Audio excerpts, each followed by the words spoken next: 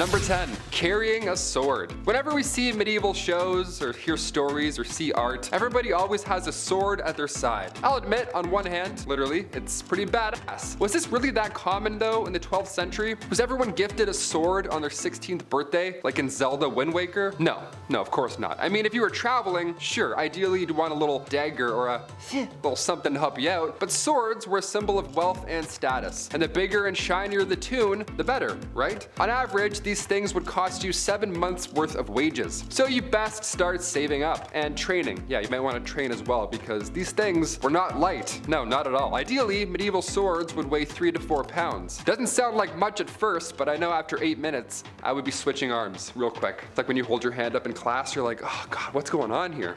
Gotta do some push-ups. In our number 9 spot today, we have the death cage. If you were to take a look at the punishments used in history, it quickly becomes clear that people of the past just really liked watching people die or have pain inflicted upon them. It's very strange, it's very dark, and it certainly is not for the faint of heart. The death cage is just one of the many horrifying punishments used during the Dark Ages. Essentially, this was just one method of execution that was extremely public, as they would strip the person down and lock them in an iron cage that was placed somewhere that everyone would be able to see. From here, the condemned person would be locked in there with no food or water, and everyone would just watch as they slowly died. Unbelievably messed up for a multitude of reasons, for sure. Sometimes, to make matters even worse, however, the condemned person would also be slathered in milk and honey, so that they would also be attracting insects, just to make the whole dying process even worse. It's all bad. I'm just thankful that those days are over. At number 8, scribe. These days, most people know how to read and write. It's part of our basic education and is one of the first things that we are taught as kids in school. As we progress in society, basic literacy is taught more and more throughout the world, as some people in parts of the world might not have access to this privilege, but back in medieval times, most of the population was illiterate, which made the roles of scribes so crucial. Not everyone had access to the right education, but for those who did and could read and write, they often became scribes. The role of the scribe was as straightforward as the name predicts. Essentially, their job was to write. Scribes were hired to write all kinds of documents ranging from letters to business contracts. One of their hardest jobs though was to copy manuscripts, which was a job that may have taken a scribe several months to complete. Many men and women in monasteries held jobs as scribes, but for common folk in villages, being able to become a scribe was seen as highly valuable as well. In our number 7 spot today, we have the meowing nuns. Mass hysteria wasn't necessarily uncommon in the Dark Ages. There are a few instances we could discuss, but for today I want to talk about one of my favorites. In the book, The Epidemics of the Middle Ages, which was written by J.F. Hecker in 1844, there was the description of a very strange case of mass hysteria that broke out among nuns in a French convent in the Middle Ages. Basically, one day a nun in this French convent started to meow like a cat. I'm not sure why, I'm not sure how this started, all I know is that it happened. And you know what else happened? Other nuns in the convent began to also meow like cats. Eventually it became such a thing that all of the nuns in the convent would meow together for a certain period of time. And of course, everyone surrounding this area was like, what in the absolute heck is going on right now? This is actually a huge problem because in these times, cats were hated. People associated cats with the devil and with disease, so a bunch of meowing nuns was like the equivalent of doomsday. Apparently, the way that this stopped was that the police came and threatened to whip the nuns if the meowing didn't stop, which is definitely one of the weirdest things I've ever said. Number 6. Peddlers. Ah yes, that medieval businessman just wandering along in the pine forest in hopes of not getting robbed. A classic image from medieval times. The Dark Ages were a dangerous game, right? So one could only imagine how hard it must have been for a merchant who travels the countryside for a living to sell goods. In Breath of the Wild, you're like, oh thank God, there's that one guy with all the goods that I need. How convenient is this? Awesome. That's not real life. In the Middle Ages, traveling village to village wasn't an easy task. You couldn't order an Uber and then voila, and unless you were a knight, you probably didn't have a noble steed to take you there. But even so, an outsider showing up to your village to sell goods from a distant land, I don't know, sounds a little sus if you ask me personally. Peddlers were more often than not welcomed with suspicion by locals. Most of the time, peddlers were just accused of being criminals, even if they weren't. Guy shows up, he's like, hey, wanna buy some watches? They're like, you're a robber, you're going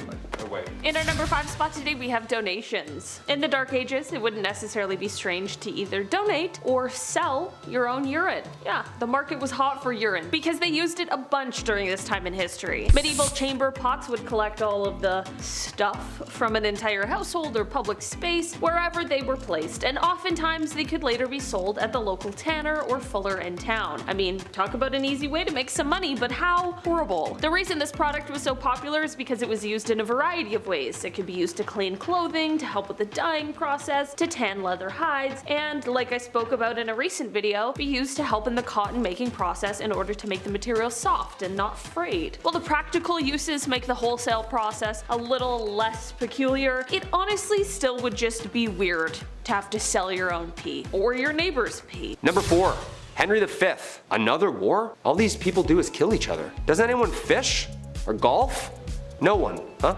Just swords and heads, swords and heads. A history itself. This time, England beats France. King Henry V, Prince Hal himself, leans into his kingly duties, demolishing France in what Shakespeare would delve into years to come. The Battle of Agincourt is one of England's most celebrated victories and was one of the most important triumphs in the 100 Years' War. Then should the warlike Harry, like himself, assume the port of Mars, and at his heels, leashed in like hounds, should famine, sword, and fire crouch for employment.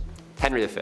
Prologue. Good stuff. How come these guys didn't just like rap battle or play soccer or something? Like, an arrow right through the chest is way worse than a red card, just saying. Hey, speaking of soccer. In our number 3 spot today, we have divorce by combat. If you talk to most people who are divorced nowadays, they'll tell you about how awful the divorce proceedings can be. It's expensive, it's time consuming, and sometimes things get pretty heated. While these harrowing tales are definitely less than delightful, things could definitely be worse, and by worse, I mean you could be getting a divorce in the Dark Ages by way of combat. The first documented instance of this was created by Hans Talhofer in a 1467 manuscript. He wrote, quote, "As per the instructions, the husband was put up to his waist in a 3-foot wide hole dug in the ground with one hand tied behind his back. The woman was to be armed with 3 rocks, each weighing between 1 and 5 pounds, and each one wrapped in cloth. Basically, the man couldn't leave the hole, but the woman could run around the edge of the pit." He continued on, quote, "If the man touched the edge of the pit with either his hand or arm, he had to surrender one of his clubs to the judges. If the woman hit him with a rock while he was doing so, she forfeited one of her stones." While this sounds like an insane process, it really was true and continued on before growing rare in the early 13th century. Not only has the discovery of this historical practice shed light on something we previously did not know, but it also gives us a glimpse into the gender dynamics of the time period. We're not entirely sure how this sort of divorce ended, but many speculate that this basically continued on until one of them died or one of them surrendered. Number 2, bucket family style. For my last one today, we're getting real cozy, real cozy. Remember in Charlie and the Chocolate Factory when all his grandparents have to share that one rickety old bed? Well, that's what everybody at home looked like in the Dark Ages. Imagine being in the middle. I'm already anxious thinking about it, just stuck.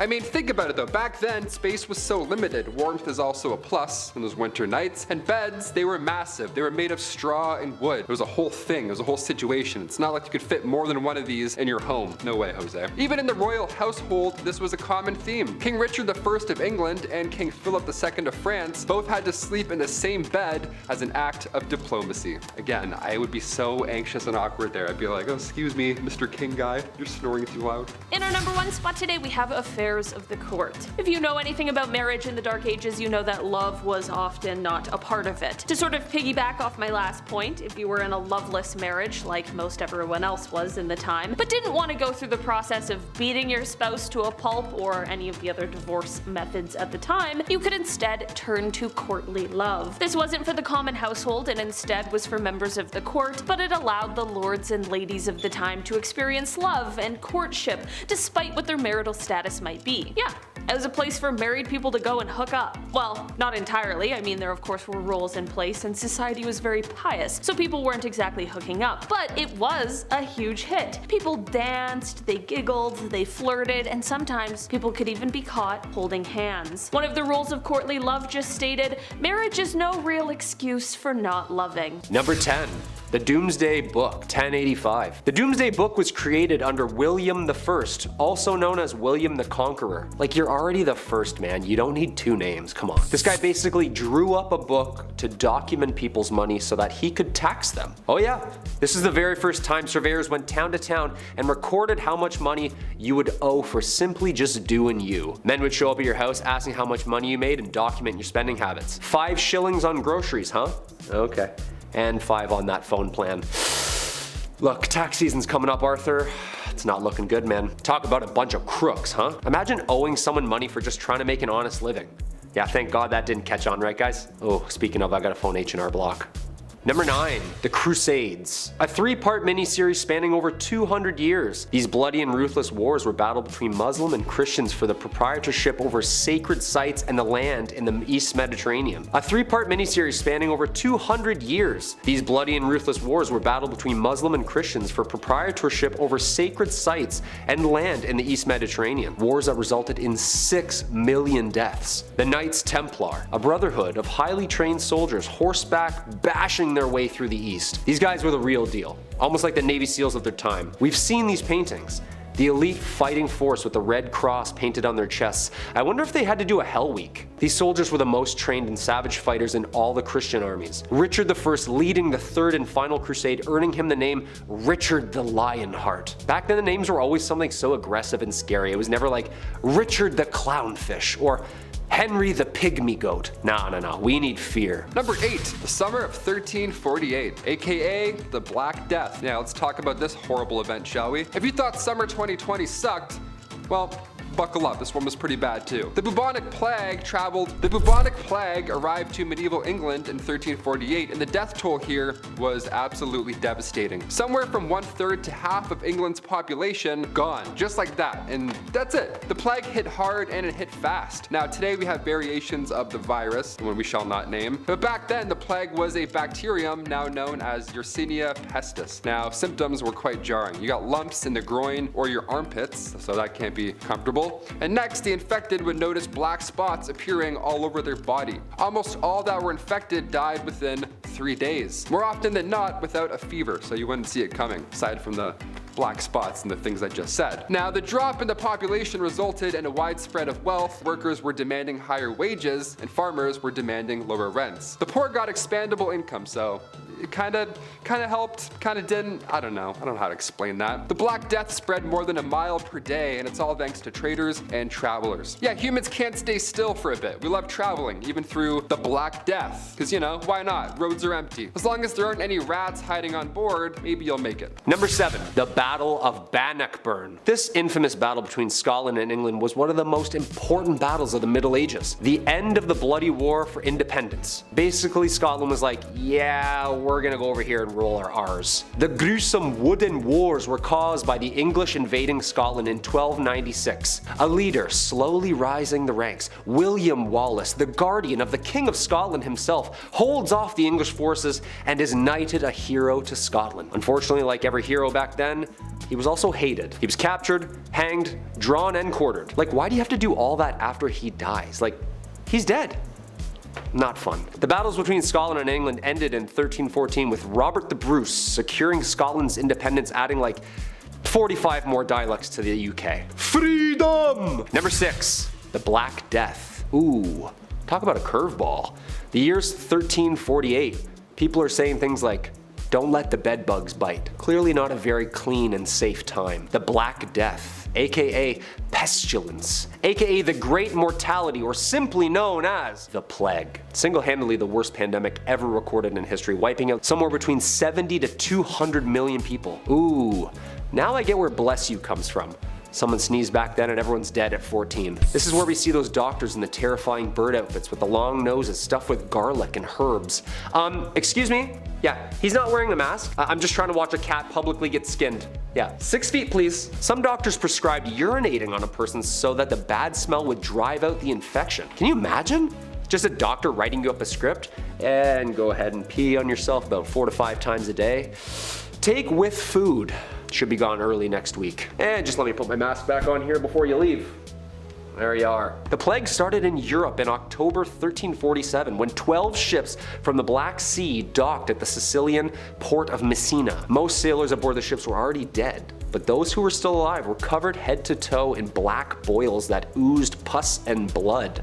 Ugh. Sometimes the Black Death included fever, chills, vomiting, diarrhea, temporary loss in motor skills, and then, of course, death. Number 5. Joan of Arc. Finally, a woman in the Middle Ages.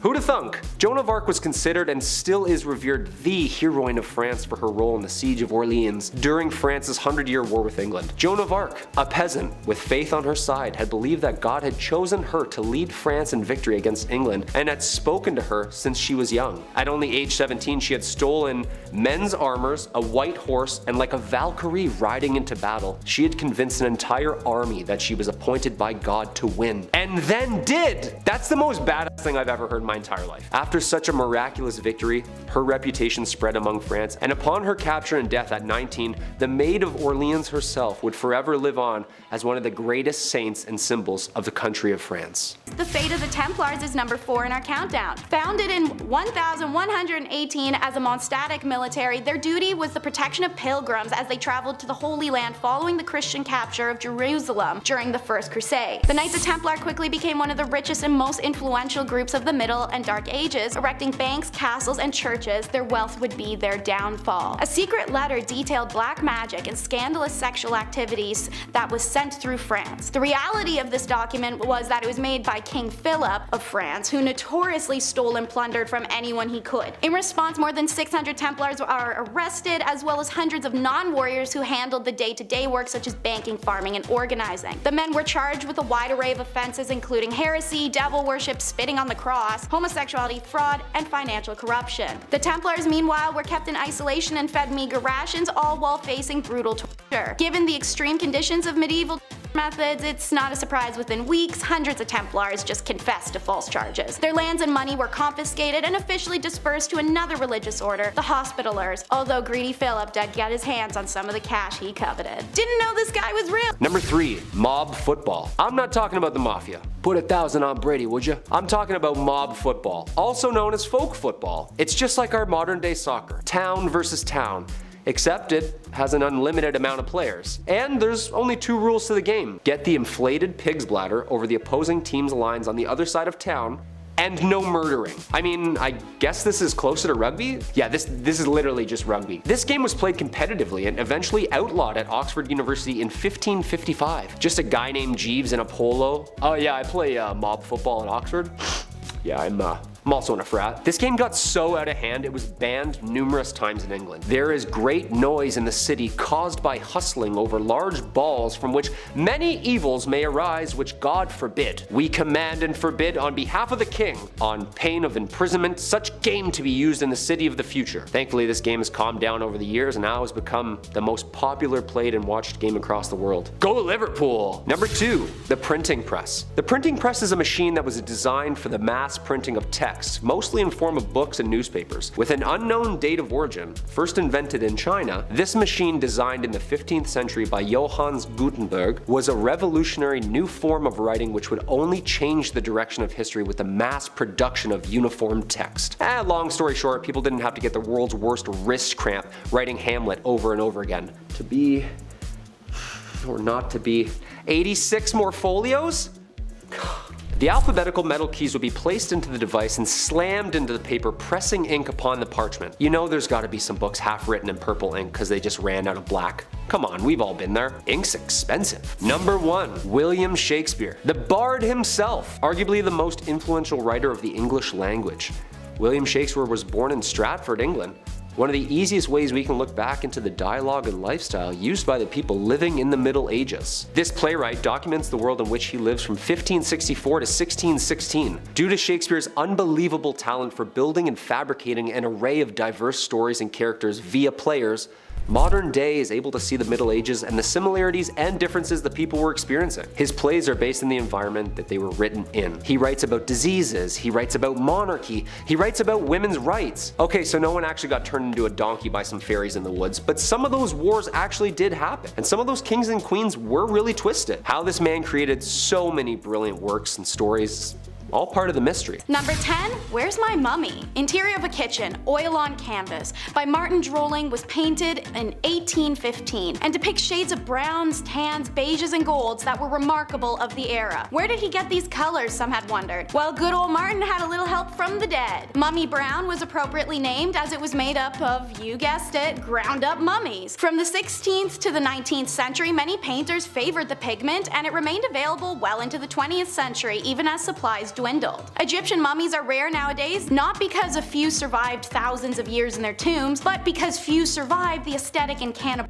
demands of Europeans. Eating Egyptian mummies reached its peak in Europe by the 16th century. Mummies could be found on apothecary shelves, either in broken shards or ground into powder. So why did these nutcase Europeans believe that there was medicinal value in a mummy? Bitumen, abundant in the Middle East, where formed in geological basins of the remains of tiny plants and animals, it could be semi-liquid or semi-solid. It is viscous when heated and hardened when dried, making it useful for broken bones and rashes. Supposedly, bitumen with wine cured chronic coughs, and combined with vinegar, it'll dissolve clotted blood. Other uses included the treatment of cataracts, toothaches, and skin disease. Because of the stickiness, it was called mum or mumia. You see where the mix-up is coming in? So when the invasive colonial Europeans saw the black stuff coating these ancient remains for the first time, they assumed it to be that valuable bitumen, or mumia, they'd heard about. They were quick to start gobbling it down. The mummified remains of Egyptian pharaohs were sold as medicine in Germany well into the 20th century. And speaking of the dead, how about using them for decor? Ballroom of Bones is number 9. Not all bones are tasty enough to eat, and sometimes you got more of them than you can handle, so that's where ossuaries come in. In older times, when people perished often before 50, there was obviously a lot more human remains to be disposed of. But sometimes there's not more space. So, as a space-saving technique, the skeletal remains of buried bodies would be dug up and moved into underground crypts called ossuaries. Many more remains could be stored that way, as bones didn't need the whole space that a body did, and could also be stacked, hung, or broken into position. The Brno ossuary in the Czech Republic is the second biggest in Europe, featuring chandeliers, artwork, words, crosses, really anything that can be made up of bones. These structures and pieces can be incredibly elaborate. Hull State Charnel House features hundreds of hand-painted skulls, and the Sadlec Church ossuary even features a large crown made up of human remains hanging over the pew where they preach from. If you're goth, you may want to consider that for a marriage location. Number 8, the Magna Carta. The year's 1215. We need some laws, people. This document was one of its kind. A document setting out the laws and limitations from the common man to King John himself. A legal system written down so that there are clear do's and don'ts. No free man shall be seized, imprisoned, dispossessed, outlawed, exiled, or ruined in any way, nor in any way proceeded against except by the lawful judgment of his peers, and the law of the land. Did you get all that? Write that down. Except women. They don't have laws. And they can't act in plays. Sometimes people needed to face the music. And even animals. Huh? That's right, animals. Being tried in a court. A lively and popular event trying any law-breaking animal from goats to pigs to even chickens. Ladies and gentlemen of the court, did you, Mr. Feathersworth, peck the floor, yes or no? Objection, Your Honor, leading the witness. My brain can't fathom this, guys. Dance the day, night, and your life away with number 7 in the countdown. The Kabik incident is one of the first few recorded instances of dancing plagues. Later, there are stories of unstoppable, sometimes fatal, dancing in the German town Efrat in 1247. Shortly after, 200 people are said to have danced themselves all over a bridge of the Moselle River in Maastricht until it collapsed, drowning them all. The 1518 event was most thoroughly documented and probably the last of several such outbreaks in Europe, which took place largely between the 10th and the 16th centuries. A woman reportedly stepped into the street and began dancing, seemingly unable to stop, and she kept dancing until she collapsed from exhaustion. After resting, she resumed the compulsive, frenzied activity. The more she continued, the more others were afflicted, and within a week 30 others mimicked her strange behavior. Alarmed city officials thought maybe more or better dancing was the solution, so they gathered up the real pros and some music and arranged dancing halls to help the afflicted boogie this out. Instead, the opposite happened,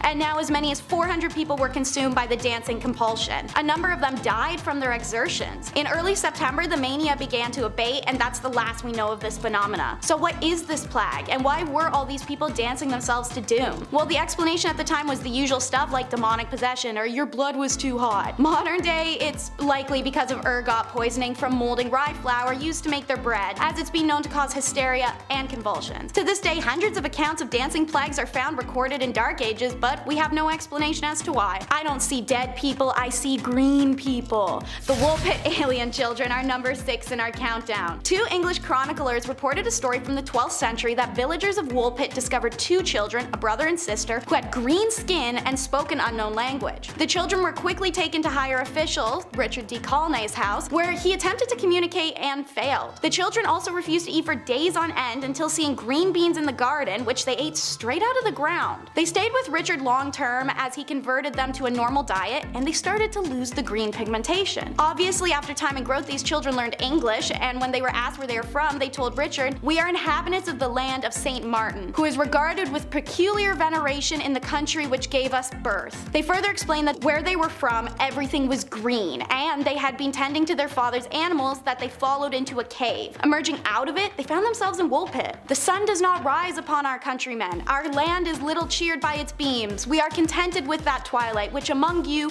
precedes the sunrise or follows the sunset. Moreover, a certain luminous country is seen not far distant from ours and divided by a very but considerable river." Shortly after this description of a non-existent land, Richard took the children to be baptized in a local church. However, the boy died very shortly after from an unknown illness. The girl known as Agnes grew into adulthood and married. She remained private and spoke little to many. And so, the secret of their original homeland died with her. Children's Crusade is number 5. Joining Where the Wild Things Are and Labyrinth for most bratty and annoying kids is a boy in some stories named Stephen, who claimed to have been given a divine message from God to go forth and conquer the world. He was 12. Anyways, Stephen approached many royals looking for resources only to be turned away. He even asked for the support of King Philip of France, who very rationally told the kid to go back home before bedtime. This was directly after the Holy Land Crusade, so it was mainly due to the fact that they believed he wanted to live out a hero legacy like his idols because he was 12. Like prepubescent boys, Stephen wasn't going to drop it when told no. He instead started preaching and recruited a band of faithful children to lead them into the Holy Land. One day, having found someone to supply his large gaggle of children, reportedly over 1,000, with a boat, Stephen loaded everyone up unarmed and unprepared and took to the seas. They were never seen again. It's believed Stephen's ship sank or the children were stolen by the ship crew and brought to Egypt for other unfortunate purposes. No matter what happened, the preachings of Stephen led to what's believed somewhat between 1,000 and 10,000 children to their demise. Stephen is one of few documented children crusaders, none of which can technically even be labeled as a crusade, because to fall under that title, a mission had to be delivered and blessed by a pope. No children's crusade was ever approved. Speaking of holy crusaders, but on the flip side, some men weren't exactly capable of popping out babies, thus the impotence trials. Modern time has counseling, understanding doctors, and little blue pills, all sorts of resources to help men with that issue. But the Middle Ages? Whew, don't expect any real sympathy, not from wives or the whole community. Conjugal duties are taken hella seriously, partially because everyone was frisky and they're locked into having just one person for the rest of their life. And it wasn't just men who had the right to ask their partners to perform. Wives could also demand intimacy, and failure to provide, well, buddy, you're getting served. And many recorded cases of women being granted divorce due to their husband's intimacy exist to prove it. And they were carried out in public. Whole Judge Judy style throwdowns to called intimacy trials where accused man was expected to perform in front of the jury. To be granted a divorce, the woman had to prove her man was unable to perform, which wouldn't be shocking when you have an entire village watching with bated breath, even if it wasn't an issue before. Don't worry, a dude could save himself the shame of an annulment by calling on special witnesses such as working girls or other women from the past who could attest his manly prowess. Any medieval lady capable of putting her husband through such a humiliating ritual was almost always from a wealthy family. Lawyers and expert physicians didn't come cheap, but at the end of the day, men were literally able to cut our faces off in public or throw us in a fire alive for not baking bread right, so guys, I don't really think you can complain about this too much. But the Pied Piper is number 3. The proof is etched in the Hamlinia face itself, an inscribed plaque on the stone facade of the so-called Pied Piper's house dating to 1602 reads AD 1284. On the 26th of June, the day of St. John and St. Paul, children born in Hamlin were led out of the town by a piper wearing multicolored clothes. After passing the Calvary near Koppenberg, they disappeared forever. The tale in fact has survived a very long time. Originating as medieval folklore, it inspired the Grimm brothers' legend The Children of Hamlin, and one of Robert Browning's best known poems, The Pied Piper of Hamelin. Hamlin. While there are some small differences in the stories, the basics remain the same. The piper was hired by the people of Hamlin to rid the town of rats. Trailing after their hypnotic notes, the rat catcher and his magical flute made them go to their demise. But when the town refused to pay the piper for his service, the savior came for Hamlin's children. Entranced by the notes of his magic flute, the boys and girls followed the piper out of town and simply vanished. So what happened to Hamlin's children? One theory is that the Pied Piper played the role of a so-called locator or recruiter. They were responsible for organizing migrations to the east, and they were said to wear colorful garments and played an instrument to attract the attention of possible settlers. Popular opinion is, if this is the case, the children may have been taken to the Berlin area, as the family names common in Hamlin at the time show up in surprising frequency in areas of Uckermark and Prznik, near Berlin. An entry in Hamlin's town records dating 1384 laments that it's 100 years since our children left. The stained glass window in town St. Nikolai Church, destroyed in the 17th century, but described in earlier accounts, reportedly illustrated the figure of the Pied Piper leading ghostly white children away. And St. Anthony's fire, number 2 in the countdown, is not as cool as it may sound. When people of Paris were tormented with painful boils, sores, swelling, and the sensation of fire in their skin, the only cure seemed to be a trip to St. Mary's Church in Paris. There, Duke Hugh the Great nourished the ill with his holy grain stores, said to help the ill recover. And they did. But as soon as they returned home, they had the plague again with terrible illness. The cause? St. Anthony's fire. The disease starts with faint burning in the skin. Soon red spots covered the infected person's body, who felt like their limbs were on fire. Arms would swell and turn bright red, then terrible hallucinations would plague them, convincing them they were being assaulted by demons or dragged to hell. Finally, gangrene would set in, and the victim's fingers and toes would drop off one by one. Once infected, few survived. So what caused this horrible disease, and why did Holy Grain cure it? Well, if you've seen our video Top 10 Unusual Events from Medieval History, you may know about ergot poisoning. It's a fungus that grows on rye during cold and damp conditions. When the grain is ground up and then made into bread, people consume the fungus and poisoning ensues. So Duke Hugh's stores of holy grain were better maintained because of his status, and they weren't contaminated with ergot. When people ate his grains, their ergotism went away, but as soon as they returned home and they consumed their contaminated grains, they were poisoned again. Ergot would remain undiscovered still for years to come, and many forms of ergot poisoning would manifest in this time. Number 1 takes the video title seriously though, the Dark Age. It's said the 9th plague of Egypt was complete darkness that lasted for 3 days. Well, this may not be entirely wrong, with the exception of it actually being 18 months. In 536 AD, it's said a huge portion of our world went under a dark, mysterious fog that fell on Europe, the Middle East, and parts of Asia. The fog blocked the sun during the day, causing temperatures to drop, crops to fail, and people to die. As a result, countless documents were found in this country of mysterious darkness. However, they weren't taken seriously until the 1990s, when researchers in Ireland noticed the rings on the inside of trees indicated some funny business around 536. Summers in Europe and Asia became 35 Fahrenheit to 37 Fahrenheit colder. China even reporting summer snow. They realized that the ancient witnesses were really actually onto something. They weren't being hysterical or imagining the end of the world. Now researchers also discovered what may be the main source of the darkness. A volcanic eruption in Iceland in early 536 helped spread ash across the northern hemisphere, creating a fog and altering the global climate patterns, causing years of famine. With this realization, accounts of 536 become real horrifying real fast. I mean, put it in perspective. One day the world is plunged into darkness, and then the sun just never rises again. In primitive times especially, this seemed to have a traumatic effect. We marvel to see no shadows of our body at noon, wrote Cassiodorus, a Roman politician. He also wrote that the sun had a bluish color and the moon had lost its luster, and the seasons seemed to become jumbled together. Rome really had existed as nothing but a name by the time the empire falls on September 4th of 476, having been falling inwards on itself for just short of a century at that point. So started the periods between the 5th and the 15th centuries, known as the Middle Ages. This time can be split into 3 main sections: the early Middle Ages, aka the Dark Ages, high Middle Ages, and late Middle Ages. One of the most famous events from the entirety of the Middle Era was truly kicking some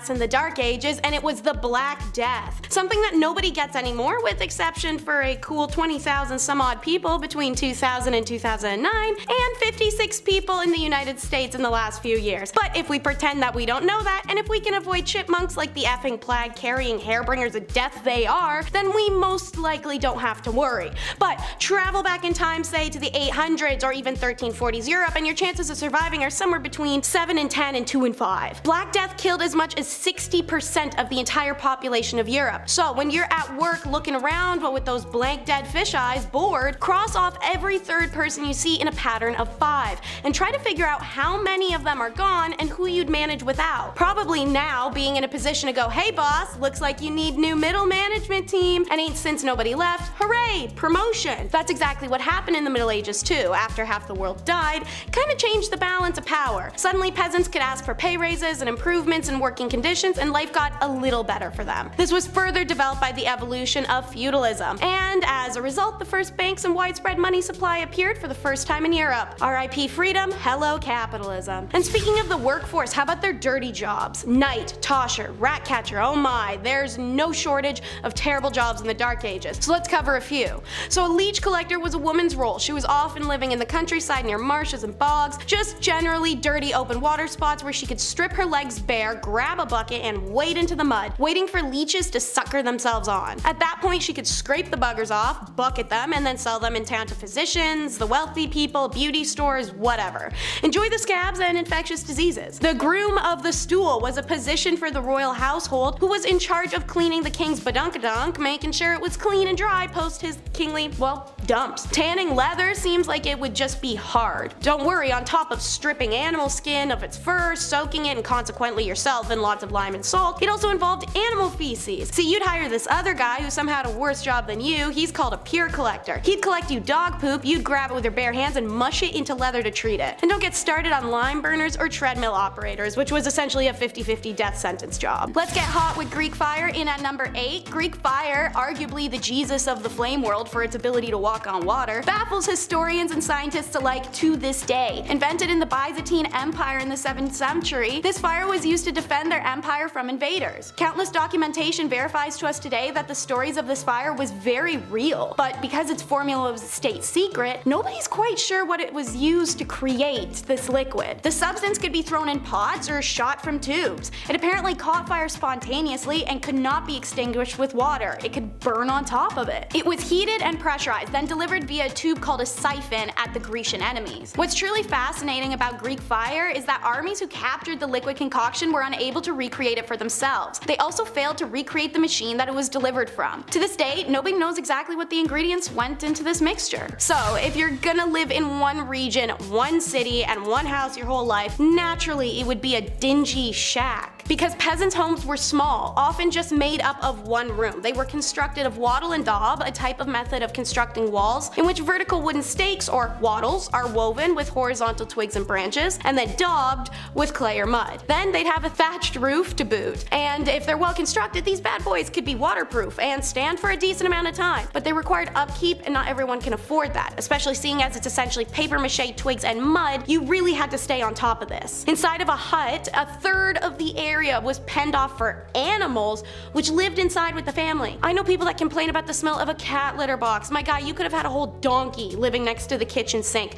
Chickens, cows, pigs. Then, to really complement the mildew smell of rotting roof and the stink of sweat and feces covered animals, a fire burned in the hearth in the center of the hut so that the air was permanently eye-wateringly smoky. Furniture was maybe a couple stools, a trunk and bedding, and a few cooking pots. Beds were a thing, but they weren't very great. And don't forget a couple of dirty chamber pots kicking around the room. We may have discovered a new homing style, you guys. We could call it medieval open conceptualism with minimalism aesthetic. And when it's time to get your kid out of the house, you hook them up with an apprenticeship. The freaky Greekies weren't the only ones tossing their kids at other adults saying, here, take this and raise it. However, unlike the Greek apprenticeship, which came with some strings attached, as explained in the recent top 10 reasons why living in ancient Greece was impossible video, the Dark Age apprenticeship was truly and solely about work. But nobody said it was good or fair work. From the midpoint of the Middle Ages onward, master craftsmen were permitted to employ youngsters for free so long as they provided them with food, lodging, and formal training in their specific craft, which would undoubtedly elevate their status in this society. But getting through an apprenticeship was hard as hell. First, nobody said the food had to be quality, so rations often sucked and apprentices could effectively starve. But then there was the fact you could just get beat up by your master at any time, because it was literally expected of them to do that. Why? Because apprenticeships were ways of parents to get crappy, troublesome teens out of the house and learn some discipline in society. To add insult to injury, apprentices were stuck between childhood and adulthood by being teens. Because on one hand, a teen in medieval times would have been treated as an adult. On the other hand, privileges of adulthood, like the right to inherit money or ownership ownership of land didn't come into play until around age 21, so you're expected to be an adult, treated like a kid. Small wonder then that the tales of apprentices misbehaving badly are a staple of written accounts from the Middle Ages. Rather than dedicating themselves to their professional development, apprentices would often be found in pubs and brothels, normal middle-aged teen activity. And having a crappy kid sucks even more so back then than now because of the baby gamble. Choosing, if a woman got to choose,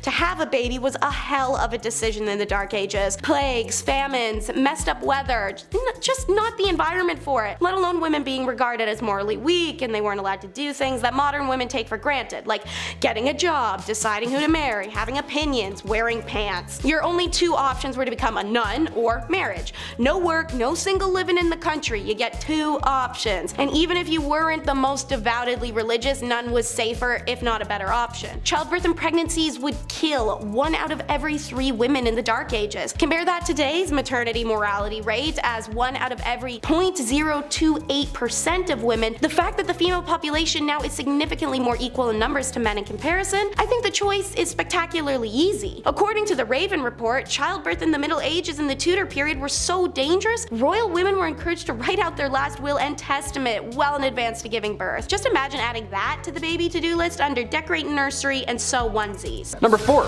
Greek fire. One's absolutely crazy. Greek fire was a weapon used in medieval times. It was particularly used by the Byzantine Empire and it was known for its ability to burn even when submerged in water. Yeah, almost like magic, some would say. Some scary, hot magic. The composition of Greek fire was a closely guarded secret, but it was known to be a highly flammable liquid that could be projected from tubes onto enemy ships or soldiers. So yeah, they would just blast liquid lava at you. And then they're like, yeah, war's done, just like that. Like in Game of Thrones, where it's just green fire. It was kind of like that. Greek fire was often used in naval battles and set enemy ships ablaze in 4 minutes or less, and its use was a significant factor in the success of the Byzantine Navy. The exact ingredients and recipe for Greek fire, like I said, they have been lost to history, and its composition remains a subject of debate and speculation among historians. Let's hope we don't find this one. I don't know, let's find some pharaohs, mummies, tombs, treasures. That's great. Some guy's like, oh, the recipe for liquid lava that we can shoot at people. Awesome, let's do it. Laws like this are one of the many stupid details that could have you randomly imprisoned.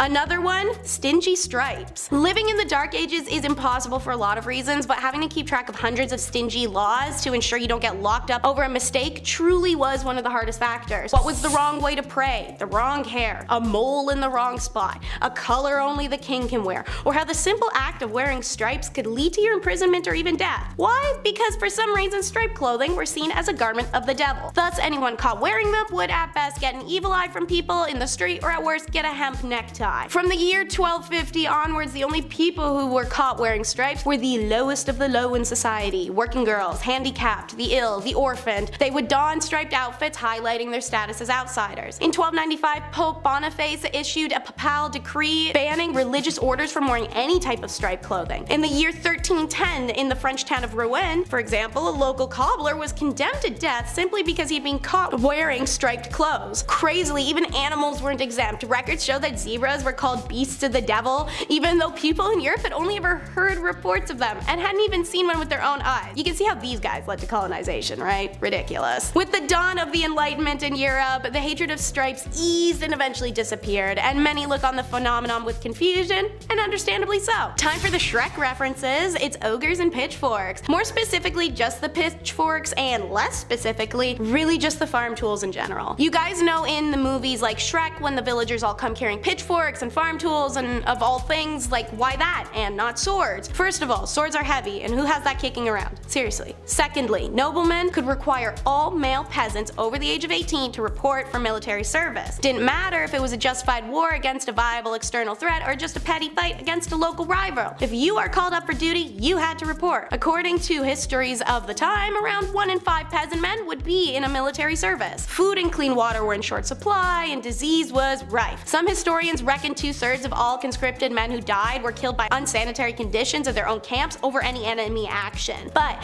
peasants were required to bring their own weapons. Moreover, they would rarely receive anything more than rudimentary training, so they're sent to war unprepared and ill-equipped. Thus the thought process, well, if this tool works on my farm, for this, it'll work for that. So, what really sucked about military service in medieval times is how little was in for it for you. These days, joining the military can be a way of learning a trade or generally improving your lot in life. Not so back then. Feudal lords were fearful of their peasants getting too powerful, so you're once a farmer, you're staying one. If a peasant soldier got too skillful on the field of battle, there were several cases of them ending up mysteriously dead. It's like getting a Journalist of the Year award from the CIA. And finally, it wasn't just living that was impossible, but death sucked too. Alright, so evidently, whether from this video, others, or general universal knowledge, Dark Ages was pretty grim reality to live in. It's short, dirty, desolate, and brutal. But when it wasn't short, it was somehow worse. See, anyone over the age of 50, which was a crazy age achievement at the time, was deemed elderly. Unlike other cultures existing at the time, elderly in Europe are not even close to revered or respected. You didn't get to retire, having to pay your own way and continuing to work until physically you simply couldn't. Then, yeah, after that, you're really just a burden. Your own kids are side-eyeing you and everyone's asking you why you haven't died yet. What's the big hold up here, guys? For many, death was the only real chance to escape from everyday hardships or working the fields and trying to get enough money and food to survive. And when that finally happens and you pass through and rejoin the energies of our earth, you will finally find your peace. Yeah, no, psych, that still didn't happen. According to some research in Europe during the Middle Ages, massive 40% of graves were disturbed. Now, this wasn't like grave robbing during the Enlightenment. There were no university medical schools paying good money for fresh corpses to study. Rather, most cases of grave disturbances were run-of-the-mill theft. Often people would be buried with a small selection of their possessions, perhaps a favorite cup, a locket, a stuffed animal toy, or other such trinkets. In tough times, even some dead person's mystery grave junk might be enough to tempt a broke thief to dig someone up. However, this wasn't always the case. There's some even weirder crap too. Archaeologists in England have found evidence to suggest that in dozens upon dozens of quote grave robbing cases, rather than looking for objects, those responsible bound and gagged the dead bodies and then left them like that. It seems like they're fearful of restless souls, or perhaps of the undead rising again. Who knows, they had a lot of problems back then. Number 10, beauty sleep. When you go to bed at night, ideally you want 8 hours. Me, personally, I'm lucky if I get like 6. I don't know, I'm like a child. I'm restless at night. I'm kicking around, I'm making weird noises. It's insane, it's problematic. Maybe I should see someone. If this were medieval times, however, I'd be set. See, back in the Dark Ages, it was common to have 2 4-hour naps at night rather than one swift 8-hour slumber. See, many believe this was to tend to a fire, or hopefully not a fire. You know, gotta wake up, make sure things aren't gone. It's medieval times, it was rough. You wake up, throw a log on, yawn, and then hop back into your pile of hay. I don't know, whatever they had back then. Good times. This system of waking up after 4 hours, it sounds like an unhealthy inconvenience, but in reality, historical accounts suggest that people in the Dark Ages generally slept for longer periods of time, despite their sleep being interrupted by periods of wakefulness. They slept longer due to the fact that, you know, light bulbs didn't exist yet, so lava lamps weren't a thing, neither were alarm clocks. So people would often go to bed shortly after sunset and wake up with the sunrise, so that's a good rest. That's a good medieval rest. That's like 12 hours. Number 9, the Norse disappearance. I just watched The Norseman. I'm gonna start barking at people now when I'm on the subway, just to, you know, get my old roots back, my old Norse roots. There are several theories regarding the disappearance of the Norse from Greenland during the Dark Ages, right? Where did they go? Where does a Norse Viking go? That's a little concerning. Where'd that guy go with the beard and the hatchet? That's a little important. One theory suggests that climate change played a significant role. The Little Ice Age, which began around the 14th century, that led to a decrease in temperature and a shorter growing season. Of course, making it difficult for the Norse to farm and raise livestock and, you know, have that big mighty beard and eat good. This could have resulted in a decline in food production, leading to famine and ultimately the collapse of Norse settlement. Another theory suggests that the North were unable to adapt to the harsh conditions of Greenland. The Norse were used to living in more temperate climates, and the extreme conditions of Greenland could have been too difficult for them to endure. They're a little too hot for comfort. Finally, there's a theory that the Norse were driven out by the Inuit, who had been migrating into Greenland around the same time as the North. So a little bit of a beef happened there, a little West Side Story with Vikings, if I may. The Inuit were skilled hunters and fishers, and their presence could have put pressure on the North settlement, ergo war. But it's likely that the combination of these factors contributed to the disappearance of the North altogether, so exact reason, that's still a mystery. I vote the Inuit though. There's probably some beef. There's probably some settlement beef. And usually whatever job you ended up with was one for life, because chances are you stay in one place. Many people dream of traveling. My generation especially is one that's opting out of children in order to do so. This isn't new, and the human desire to travel and learn is something inherent, coming with curiosity and the need to discover. But this wasn't one of those times. Written records show that a sizable proportion of people not only didn't travel to other countries, they never even left their region or the village they were born in. Even if you did manage to travel, it wasn't planes and annoying but passable airport waits. The average traveler would often sleep out in the open air. Inns or other forms of accommodation were few and far between, and usually too expensive for the typical person to afford. So aside from the super fun chance of freezing to death overnight, travelers in the Middle Ages also had to worry about being robbed or attacked on the road. Many people therefore chose to travel in groups, but even then you weren't entirely safe. Your homies could turn on you at any second. Consider also that roads and pathways were rough, and this was a ridiculous era where even spraining an ankle could prove to be fatal. Then there's finally bridges, which are quite rare, especially outside of big cities, so you might have to cross rivers manually, and while they could memorize and recite Latin every day, these dummies couldn't swim. Drowning was all too commonplace. Even the Holy Roman Emperor Frederick I died while attempting to cross a river. Number 7. Shroud of Turin. The origins of the Shroud of Turin, a piece of cloth that bears the image of one Jesus Christ, a crucified man, shrouded in mystery it seems. According to tradition, the shroud was used to wrap the body of, again, one Jesus Christ after his crucifixion, and many Christians believe this right here to be the burial cloth of Christ. I pointed like I actually have it here. I don't have it here. I wish I did. That would be great. We get a lot of likes, but no, it's over there. However, its authenticity is the subject of ongoing debate, of course, because, I mean, who really knows? The shroud first appeared in historical records in the 14th century, and it's been housed in Turin, Italy, since the late 16th century. Again, that's a pretty mighty piece of cloth right there. Next national treasure. Nicolas Cage has to grab that and put it in his pocket like a cowboy. Number 6. John Cabot's fate. John Cabot, he was an Italian explorer who sailed under the English flag, and he's known for his voyages to North America in the late 15th century. His final voyage in 1497, this was intended to establish English trade and settlements in the New World. But Cabot, he set out with a small fleet of ships from Bristol, England, and he sailed along the eastern coast of North America. However, something happened. He encountered difficulties, I guess one could say, including rough weather and a mutiny among his crew, which is much worse than a storm, I would say, and his fate remains unknown to this day. That rhymed, Dr. Seuss, love it. Some historians believe that Cabot may have perished at sea, while others speculate that he may have made it back to England and then died there. So, how did he go? Was he eaten?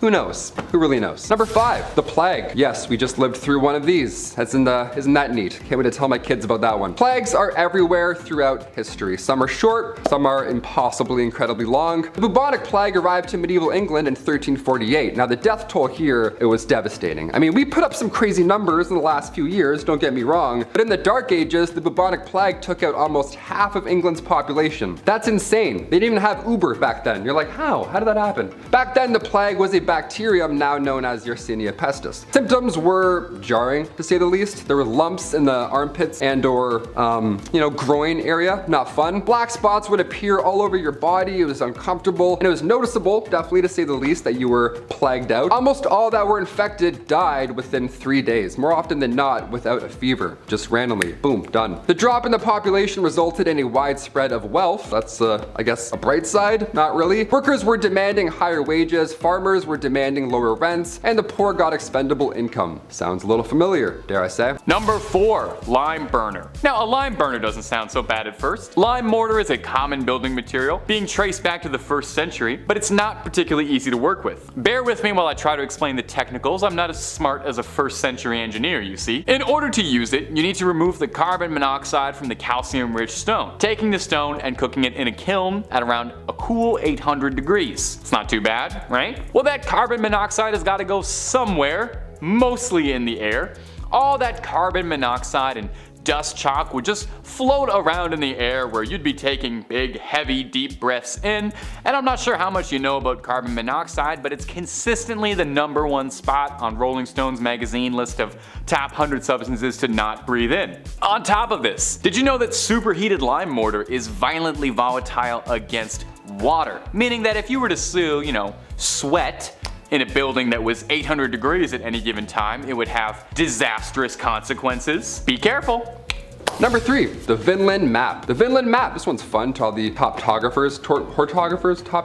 map people. This one's for all the map fans out there. The Vinland map is a medieval map that depicts parts of North America, including a region known as Vinland. Not to be confused with Vineland, that's pretty good, that's a fun one. Vinland is believed to have been visited by the Norse explorer Leif Erikson around the year 1000. Now the map was first discovered in the 1950s and it's believed to date back to the 15th century. Buster Rhymes, I'm like, however, its authenticity has been the subject of ongoing debate among scholars and historians because, you know, it's like Atlantis. Some have argued that the map is a forgery while others believe that it's a genuine medieval artifact, like the Shroud of Turin with, you know, Jesus' selfie. This is amazing. I have to say, I believe this was once a real place. Sure, why not? The amount of pharaohs and leaders, dictators, all these people throughout history lost in books that have been burnt. Of course, there are places and maps that have also been lost to history. Or maybe I've watched too many National Treasure movies. Could be the latter. It's probably that too. Number 2, the Dancing Plague. All right, this one's fun. Hit that like for Step Up 2 fans. This one's gonna be real sick. July 1518, one of the most bizarre dance circle / plague events, who knows really, in medieval history went down. It was the craziest dance circle all of history, I have to admit. The Dancing Plague. Yeah, why can't this be the plague that comes back now? Why it had to be the one that was gross, everyone's coughing on each other? Why could we all just be popping and locking in the streets in 2020? Would have been way better. The town of Strasbourg was calm, cool, and collect one summer, back in 1518, until out of nowhere, one woman began to dance, or convulse, uncontrollably in the streets. Others soon joined her, which is the weird part, and eventually over 400 people were all dancing the days away, or convulsing, one of the two. It's really tragic. See, this was not a good time. It's, you know, we call it the Dancing Plague, like, oh, they were all dancing in the street. No, it was a nightmare. People were like seizing on the ground. Seizing?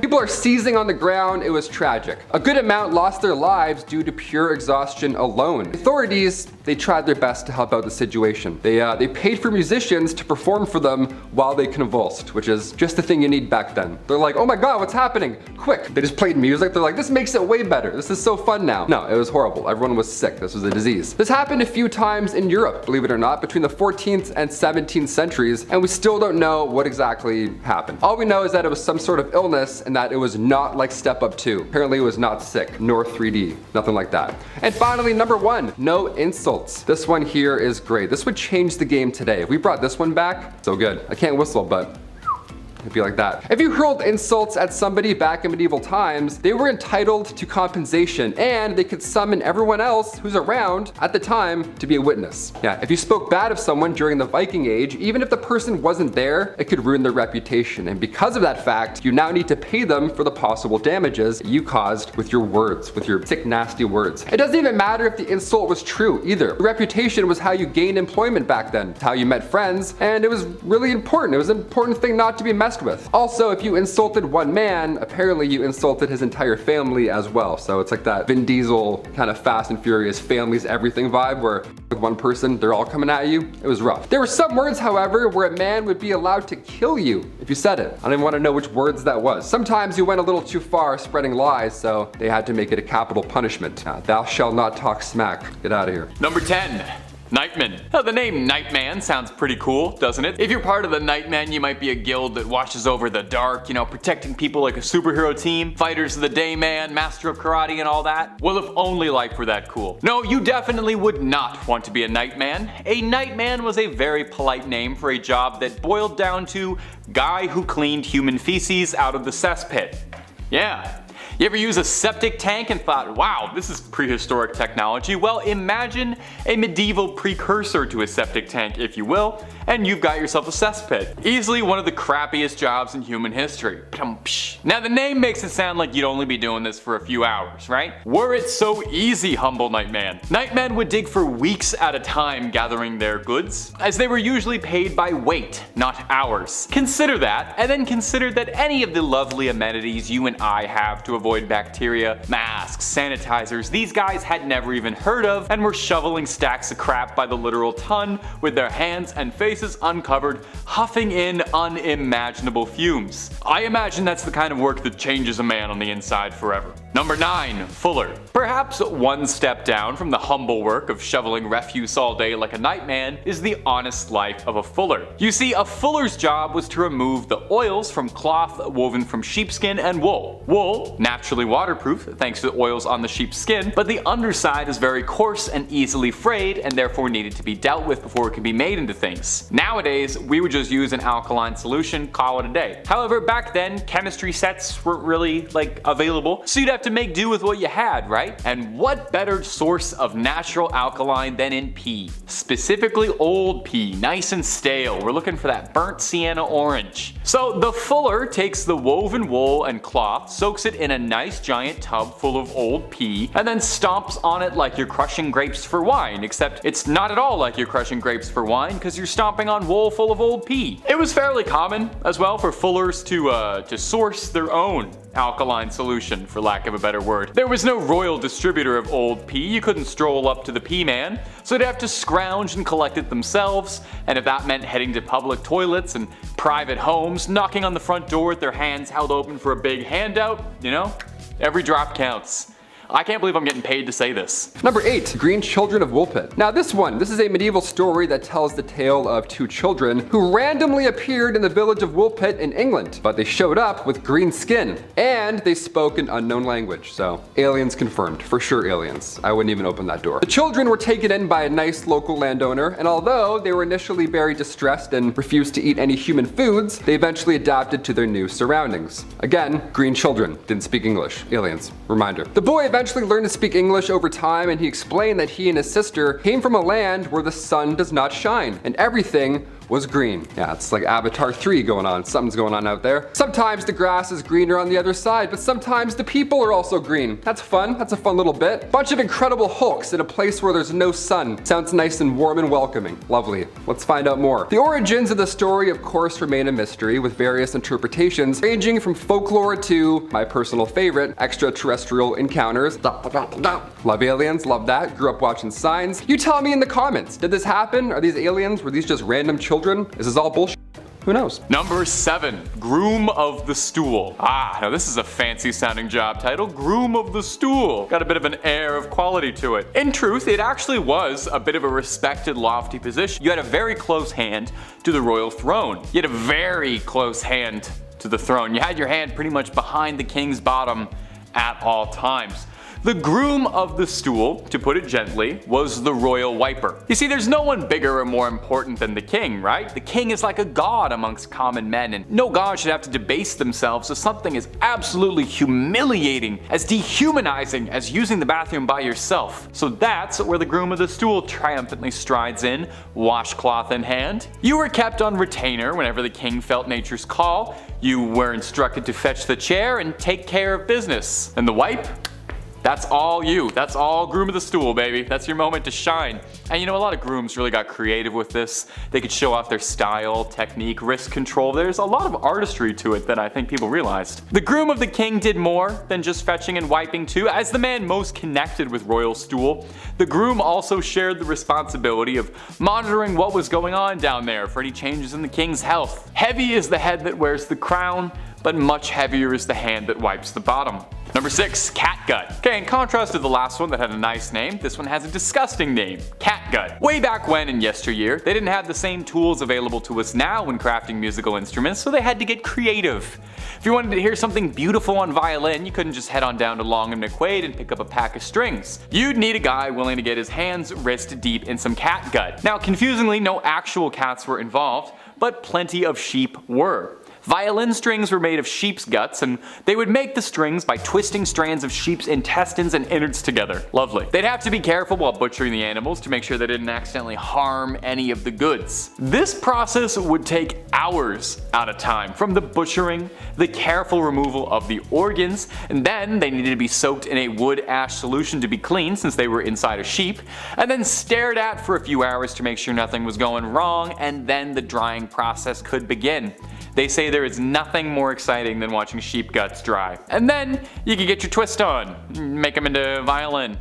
Absolutely disgusting, but when you hear the sweet strings of Ave Maria and you hear how finely tuned those sheep intestines are, you know it's all worth it. Number 5. Sin Eater. This is one of the most metal job titles around. I'm pretty sure the Sin Eater was a boss in Elden Ring, wasn't he? He's in Caelid somewhere? This is definitely one of the more unholy jobs on this list, not as disgusting as gut stringing or crap slinging, but pretty horrid in its own right. Sin Eaters ate sins, and the best way to eat a metaphorical concept of wrongdoing was to eat bread off the corpse of someone who died recently. The idea being that the sins of the man would be transferred onto the bread? I don't know. Anyway, they eat the sins, and the deceased gets to go off to heaven without worrying about their history, could go on peacefully, and the sin eaters make some coin. They were willing to take a risk dooming their mortal soul for a bit of coin. Man's gotta eat. I wonder though, is it worth it? Like what if you eat too many sins and you don't have any room for dessert? Do sins have an added flavor? I imagine it's got like just a little kick, like a sriracha, like it's a little hot on your tongue. At number 4, jesters. You would think that being a court jester in the Dark Ages would have been a pretty bleak job, but you would actually be wrong.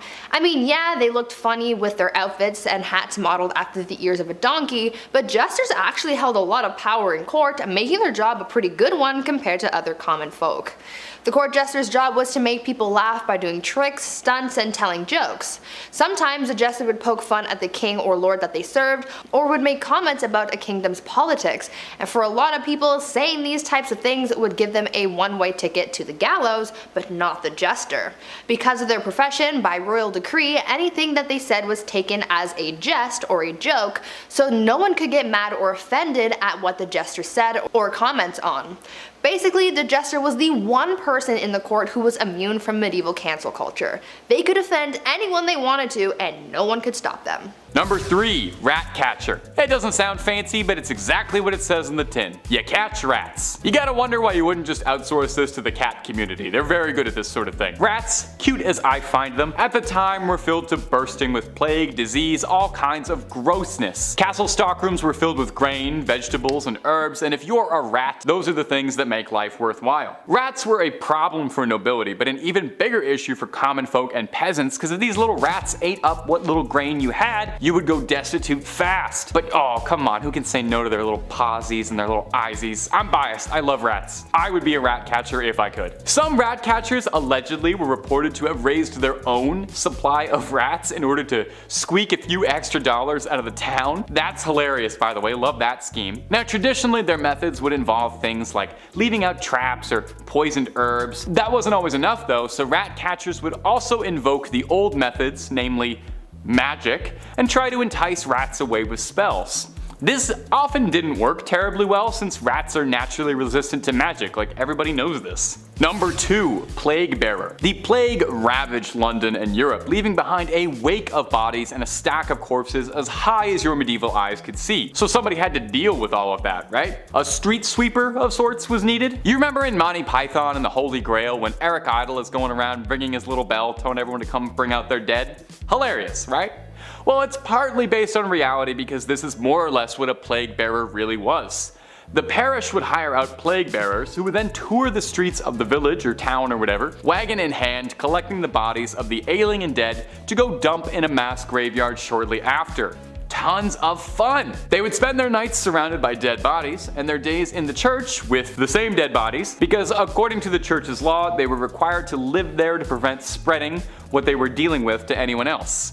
This might be history's first case of social distancing. And finally, at number 1 of the jobs you don't want is executioner. We've all heard of this one, and we're probably conjuring up a pretty vivid image of a burly shirtless monster in a black hood with a big ol' axe or something, wielded by someone who can't get enough of their day job and love their passion of separating necks from heads. In actuality, medieval people weren't that psychotic, and most executioners didn't join the practice out of a love of the game, but were usually coerced into it. Some were butchers who were called to the job, some were criminals who could do the job in exchange for a reduced sentence, but most commonly, it was a family business. If your dad was the town executioner, it was very likely you would be next in line to wear the hood. Now the downsides to this job seem immediately obvious. Unless you're super into bloodshed and death, it's probably not the cheeriest job. Seems like the kind of thing you'd take home with you, you know? Kinda hard to lay loose and relax after that. But you know what's worse than the weight of taking another man's life? Social isolation. Executioners were not particularly well liked, looked down upon as outcasts, sometimes even forced to live outside of town. Well, you know what, executioner? It could be worse. You could be the groom of the stool, you could be a nightman, so count your blessings. At number 10, fashion. Back in the Dark Ages, fashion and high quality clothing were a symbol of status in society. For the elite, it was their way of displaying their wealth and high status over the poorer population. Because this meant so much to them, obviously they had to go above and beyond with their looks, and oh boy, did they take things to a whole new level.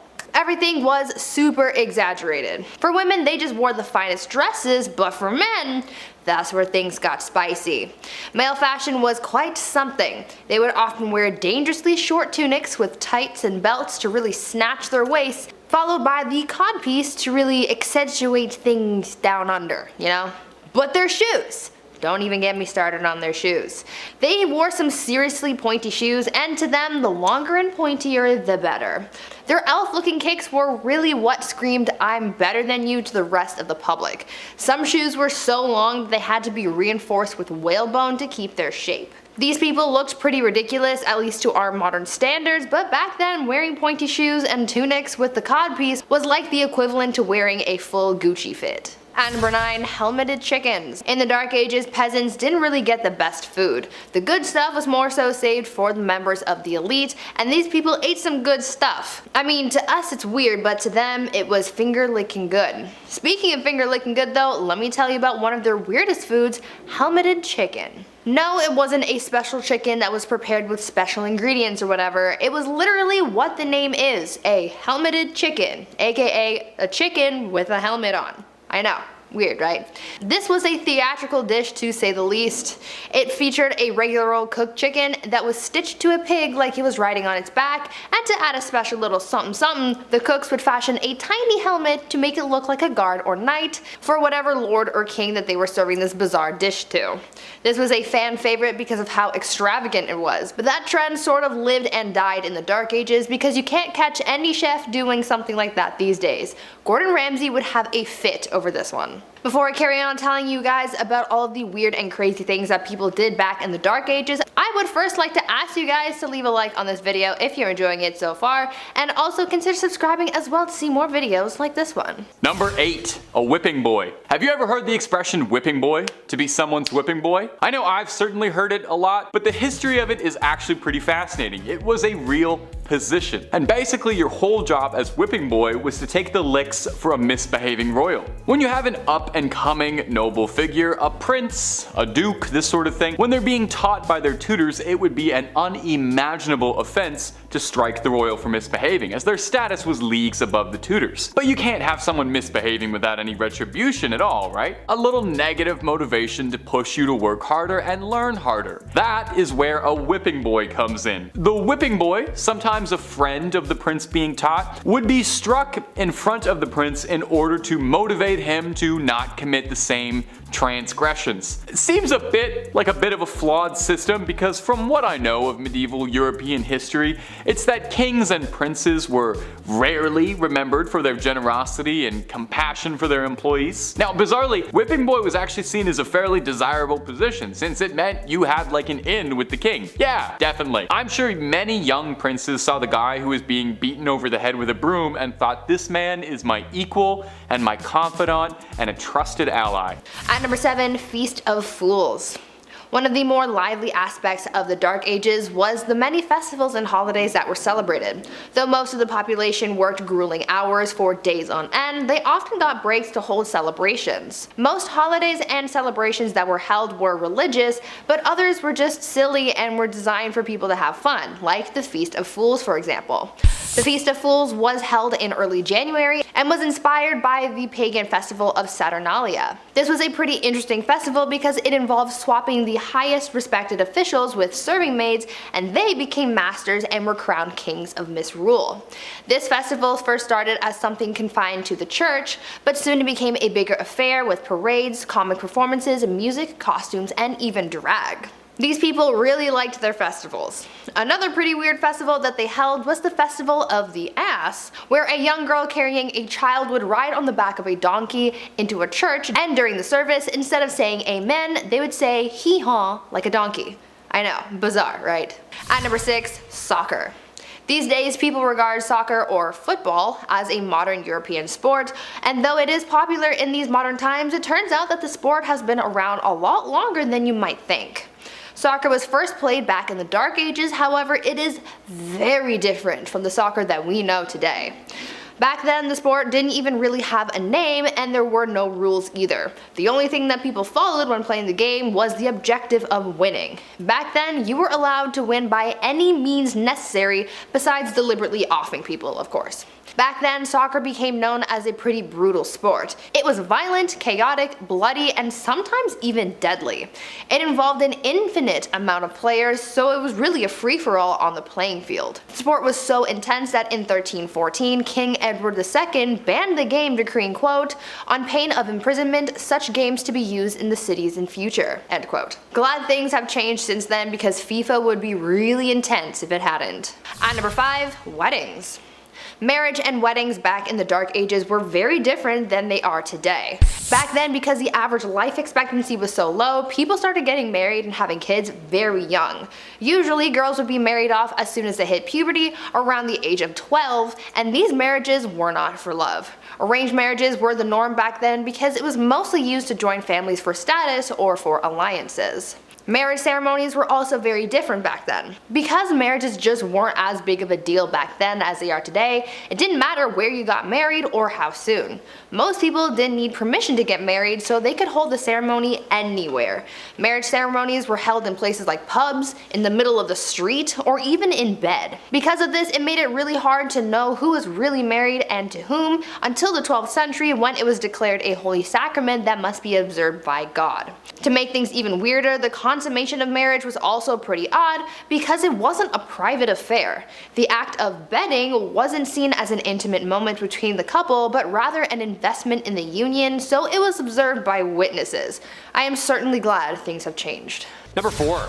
Studia Generale. This period also saw the birth of what we call the modern university. This was a culmination of material translated and taught to provide a new infrastructure to scientific scholars. Some of these new universities were registered by the Holy Roman Empire as an institution of international excellence, giving it the title Studium Generale, or better known as Studia Generale. Most of the early Studia Generale were discovered in Italy, Spain, England, and France. These places of study were considered the most prestigious places of learning in all of Europe. I bet you the school hoodies were still so expensive. Just someone's old textbook with a mustache drawn on Marcus Aurelius. The listed number of institutions began to grow as new universities were founded throughout Europe. As early as the 13th century, scholars from the Studia Generale were encouraged to speak and lecture courses at other institutions within Europe to share documents and information, which led to the current academic culture seen in modern universities today. It's a TED Talk, come on. There had to be one cool professor back then, like the guy who lets the class teach itself, orders pizza, has tenure, and hates the monarchy. At number 3, unicorns and Jesus. The thing about the Dark Ages is that it was full of superstition and mythology. Within this period of time, there was a lot of confusion when it came to religion, as paganism and the rise of Christianity were both hot topics. Many times, superstitions and mythology from paganism made its way into the religious beliefs of Christians, and things were known to get a little weird. Take, for example, the unicorn and how it was incorporated into the Christian beliefs of the Dark Ages. It is believed that a mistranslation of what is thought to have been an ox is what brought unicorns into Christianity. Because of this mistranslation, the Bible likened Jesus to a unicorn. Since it was in religious texts, people in the Dark Ages sort of just ran with it, and so they started incorporating the unicorn into many religious artworks. To further this whole unicorn thing, they made up a superstition that only innocent maidens were allowed to touch unicorns, and they even used the unicorn to come up with a rather uncomfortable allegory of Christ entering Mary's womb. This unicorn thing was also fueled by the Vikings at one point, as during the medieval age, Vikings were known to con people into buying narwhal tusks marketed as real unicorn horns. At number 2, divorce by combat. Back in the Dark Ages, if you wanted a divorce, you had to be willing to fight for it. literally. In medieval Germany, couples would take to the ring to settle their disputes, and it was quite the showdown. Trial by combat was the common way of settling arguments back then, but when a husband and wife were fighting, things were a little more interesting than just having an all-out brawl. During these divorce by combat proceedings, the husband had to stand in a hole with his hands behind his back, while the wife ran around in a circle with a bag full of rocks. I don't really see how this settled anything, but who am I to question the methods of the Dark Ages? And finally, at number 1, Animal Court. I think that one of the weirdest things about life in the Middle Ages was their legal cases. As I just told you, their divorce proceedings were literally a trial by combat. They also found bizarre ways of trying someone if they were accused of witchcraft as well, and that was pretty dark, but the strangest court battles involved animals. Yes, animals were sometimes put on trial back in the Dark Ages.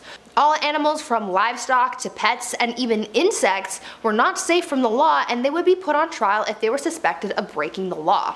According to records from the Dark Ages, at least 85 animals were put on trial for a number of reasons.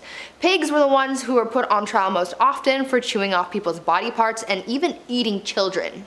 In 1474, a rooster was put on trial and found guilty of the unnatural crime of laying an egg, and even unwanted rats were put on trial and received strongly worded letters demanding that they leave the premises. The most bizarre case though involved a donkey who went through a legal trial and actually won. This donkey became the victim of unwanted advances, but was deemed innocent because someone declared her to be, quote, virtuous and well-behaved animal, end quote. These people had way too much time on their hands. Number 10, Treaty of Verdun. The Treaty of Verdun, or also known as Traité de Verdun, was a contract agreed on in August 843 in which divided the Frankish Empire into 3 kingdoms among the surviving sons of the Emperor Louis I, the firstborn son and heir of Charlemagne. Long story short, all the grandsons were all at civil war with each other about who was getting what did Grandpa promise. The treaty followed shortly after almost 3 years of wars between the brothers. It was the first in a series of partitions contributing to the dissolution of Charlemagne's empire, and it is seen as a blueprint in which modern societies are based off of. Basically, the brothers all had to split what their grandfather had decreed his own into land. Lothair the First, coolest name, Charlemagne's eldest son, received Francia Media, or the Middle Frankish Kingdom. Louis II received Francia Orientalis, or the East Frank Kingdom. And Charles II received Francia Occidentalis, or the West Frankish Kingdom. You and I both know the youngest got the most. Come on, I'm just gonna say it right out. Everyone likes to talk about the eldest son this and the eldest son that, but we all know the baby gets whatever they want whenever they want, don't they, huh? I'm looking at you, Taylor. Come here, man. It's true, man. The baby gets everything. Middle child? This guy didn't even exist growing up. Didn't hear from him. Number 9, Underground Castle. Big Chet and I are currently replaying Ocarina of Time, so in honor of Hyrule, I gotta include this medieval castle. It was once a residence during the reign of King Henry III. This castle was actually discovered recently underneath a prison yard back in 2015. The old prison castle, we love those. Shawshank Redemption 2, Medieval Edition. Super recent discovery. Archaeologists discovered walls of a castle underneath the basketball court in southwest England at a former prison. Yeah, dudes were shooting threes over top a kingdom and they had no idea. How amazing is that? This was the same castle that played part in the mid-1100s during England's Civil War. The castle actually fell later in the 1400s, and the prison was built on the grounds later in the 1700s until it closed its gates forever in 2013. And then we were shooting threes and then we discovered it, of course. If I was a ghost haunting these grounds, I would make every shot miss. Easily. I would just float near the net, tap the ball away, like, nice try. Back to prison. At number 8, Beautiful Death. Death was kind of a big deal in the Dark Ages. Sounds weird, but you also have to take into account the fact that the average life expectancy was only about 30 years old, so really, you didn't have long. Also, people back then were faced with some pretty harsh times like famine, cold, and of course, the Black Death. Because they had to face death so early on and so often, the so-called art of dying came to be. The whole premise behind the art of dying revolved around dying a good Christian death. According to those who lived in the Dark Ages, your death had to be planned and peaceful. When someone was on their deathbed, they would concern themselves with accepting their fate without, quote, despair, disbelief, impatience, pride, or avarice, end quote. This art of dying thing was very popular amongst priests, and this actually led to a lot of painters at the time depicting people in holy professions as submissive to death and what was to come for them. Number 7, apple bobbing. In a time where bodies were literally piling up on the side of the road, I can't believe we got apple bobbing out of the whole ordeal. That's crazy. It seems like ill timing, but it is the Dark Ages, so what can you do? Apples historically have always been a symbol of importance. The Greek golden apple started the Trojan War. Snow White's poison apple was a symbol of importance in literature and all that good stuff from growing up. And in the Middle Ages, apples were viewed as a symbol of romance and fertility. These things have roots, pun intended, of course. In medieval times, bobbing for apples was flirty. It was their version of speed dating, dare I say. What happened was all the leftover apples from the big harvest were then put into a big bucket. Each apple had a villager's name on it, and then maidens would have 3 chances. 3 chances to grab that apple with their teeth. 3 chances to win a date with the English Tad Hamilton. What a weird time. Can you imagine if this was in Game of Thrones? Reek is just shivering for 2 seasons bobbing for Ramsay's Bolton apples. We're like, medieval times were dark, holy shit. Number 6. The feudal system, aka feudalism, was a form of structure system existing in medieval Europe in which people would work and fight for nobles who gave them protection and land in return. A social, political system in which landowners would contractually bind tenants to exchange their goods, loyalty, and simple space for safety and comfort within the laws of those ruling. Basically, this is like our renter's agreement now. I'll give you a place to stay and some heat. You give me an unfathomable and overpriced amount of shillings for these extremely low ceilings. Yeah, talk about crooks, man. This system stayed in place for more than 1,000 years and managed to fizzle its way out of society somewhere in the 15th century. Not just anybody would ask to be signed to this deal. There was structure and there was order. There was a lord, aka the landowner, aka your landlord, allowing vassals, aka tenants, to rent the land by providing services, especially military services. Yeah, you can stay here, but once in a while we're gonna need you to dump a bunch of boiling water and over that wall. Is that cool? Yeah, you're fine with that. The plot of land, called a fief, was typically worked on by serfs who were laborers who had very few rights and were bound to the land itself. These were the lowest class of people, and they basically did any and all to stay safe on the lord's land. Jobs would include farming, jobs would include cleaning, and was a minimum of 3 days work to maintain in good standing and remain stationary. Sure, there was no dental or mental health days, but come on, a 3-day work week? Planting a couple carrots here and there? It doesn't seem that bad. Number 5, fear the dead. With The Walking Dead on their 47th season, I think it's time to take a peek into zombie history, shall we? And find out where this grim idea really started. Well, it's certainly not a new one, I'll tell you that for free. As far back as the early 1300s, residents were buried in the village of Warren Percy, where archaeologists discovered them many moons later, and they discovered marks on their bones. Cuts, burn marks, you name it. Apparently this was all done after they had passed away. But why? Scientists believe that these injuries inflicted after their untimely death were to prevent them from being reanimated, you know, coming back to life and haunting your village. To keep them in their graves, of course. Unless this dude did something to piss off an entire village that much, they were clearly afraid of this corpse coming back to haunt them. At number 4, the king's evil. Being a king or queen in the Dark Ages might seem like a pretty cool job, but I don't really think it was. With the rivalries these people had, they were at risk of being assassinated in one way or another, they had to worry about their bloodlines, and of course, the thing that everyone had to deal with, illness. Some kings, to help out their people, were tasked with healing an illness called the king's evil, and you're probably wondering, well, these kings weren't doctors, how did they cure illness? And to that, I say, well, they touched it, of course. This whole thing started in the 11th century when Edward the Confessor became known for touching a person suffering from scrofula, aka the king's evil, and they cured them. People thought that this was a miracle, and so for hundreds of years after that, English and French monarchs were tasked with touching the sick to cure them of this illness because the monarchs were believed to be an incarnation of the divine. Number 3, medieval taverns. Say you want to grab a pint with the local lads. Where do you get an IPA in the Dark Ages? Where do we get a 6-pack of Arthurian ale? Well, this is the medieval ages, so instead of venturing through the woods to hopefully maybe find another town, just ask thy neighbor. That's right, in the Middle Ages, you could brew your own ale. No problem, no one's asking any questions. Give it a shot. In the late 12th century, baking bread was not freely permitted, but making ale in your basement was. I guess that's great. So the higher ups, the noble lords, they wouldn't care if you made ale and had a block party, but if you made a weak ale, or it was improperly measured and then distributed, then, and only then, do you get a fine. Arrest this man at once. Number 2, St. Patrick. St. Patrick was a 5th century Roman British Christian missionary and bishop in Ireland. Also known as the Apostle of Ireland, although he is the first apostle, having lived prior to the current laws of the Catholic Church.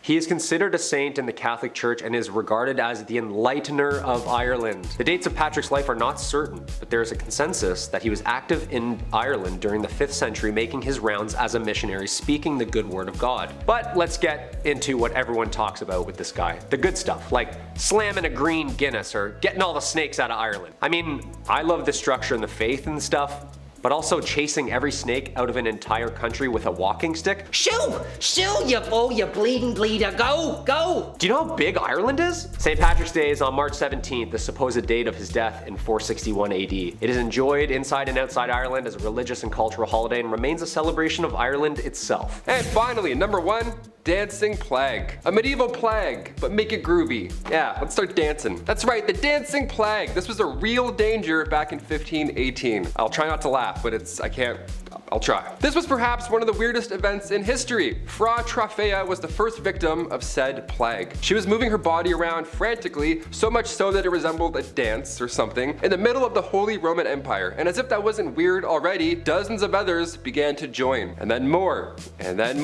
all moving their bodies with a similar, wacky, frantic twist. This was long before Chubby Checker came along, so we still have no idea what was going on here. Like, we're out of guesses at this point. This twist lasted for months. People were dropping on the spot. It was scary and confusing. In total, there were around 400 victims that fell to this mysterious illness. That's a lot of deaths. That's a lot of real deaths. This was documented in 16th century historical records, so I don't think the story is made up per se. No one would make this up. It's terrifying. A Catholic saint at the time, Saint Vitus, was believed to have the power to curse people with said dancing plague. What an amazing power also. Guy starts moonwalking away, you're like, beat it. Some suggest this was a cult, others believe they ate toxic rye. Who's to say for sure? Either way, we're all dancing. At number 10, shaming parades. If you've ever watched Game of Thrones, then you might be familiar with that scene where Cersei gets paraded through the streets of King's Landing while naked, while someone behind her rang a bell chanting, shame. Ding ding ding, shame. You know what I mean? It's kind of a meme, but it's also based on a real medieval tradition called shaming parades. For years, people have loved shaming others. I think it's just human nature at this point. And obviously, back then, they didn't have any social media to use as their preferred method of ripping on someone, so they got creative. Very creative. Depending on what the accused did, their punishment would vary. But the one thing that stayed constant was them being paraded through the streets for everyone to watch. Specific punishments were given for specific crimes. For example, if a tavern owner served bad beer, then they would be paraded through the street and forced to drink their bad beer. If they were caught stealing a pig, then they would walk through the streets with a dead pig around their neck and a crown made of pig's feet. How regal. People would throw things like glass, rocks, and even dead cats at whoever was being paraded, and it was quite the spectacle. Now, would you rather experience this or being cancelled on social media? Let me know. At number 9, bloodletting. Back in the Dark Ages, medicine just wasn't the greatest. Clearly, I mean, they had a plague that wiped out 50% of the population in Europe. Even their quote-unquote doctors were overlapping jobs. Barbers were cutting hair, obviously, but they were also setting broken bones and bandaging wounds, so I'm not really sure I would trust that, but back then it was a case of you get what you get, so I don't think people were really complaining too much about their barber Joey down the street giving them a cast, you know? But other than the practice of patching wounds and whatnot, they were also practicing bloodletting back then, and it was a little much. Bloodletting was the practice of withdrawing blood in order to cure or prevent illnesses or diseases, so doctors would use things like leeches to suck out the blood of their patients, but they also used scarification methods to scrape away the skin to drain the blood, and others used lancets to slice open veins, sometimes including the jugular vein. I'm so glad that we do not do this anymore because frankly, I would like my blood to stay inside my body, thank you.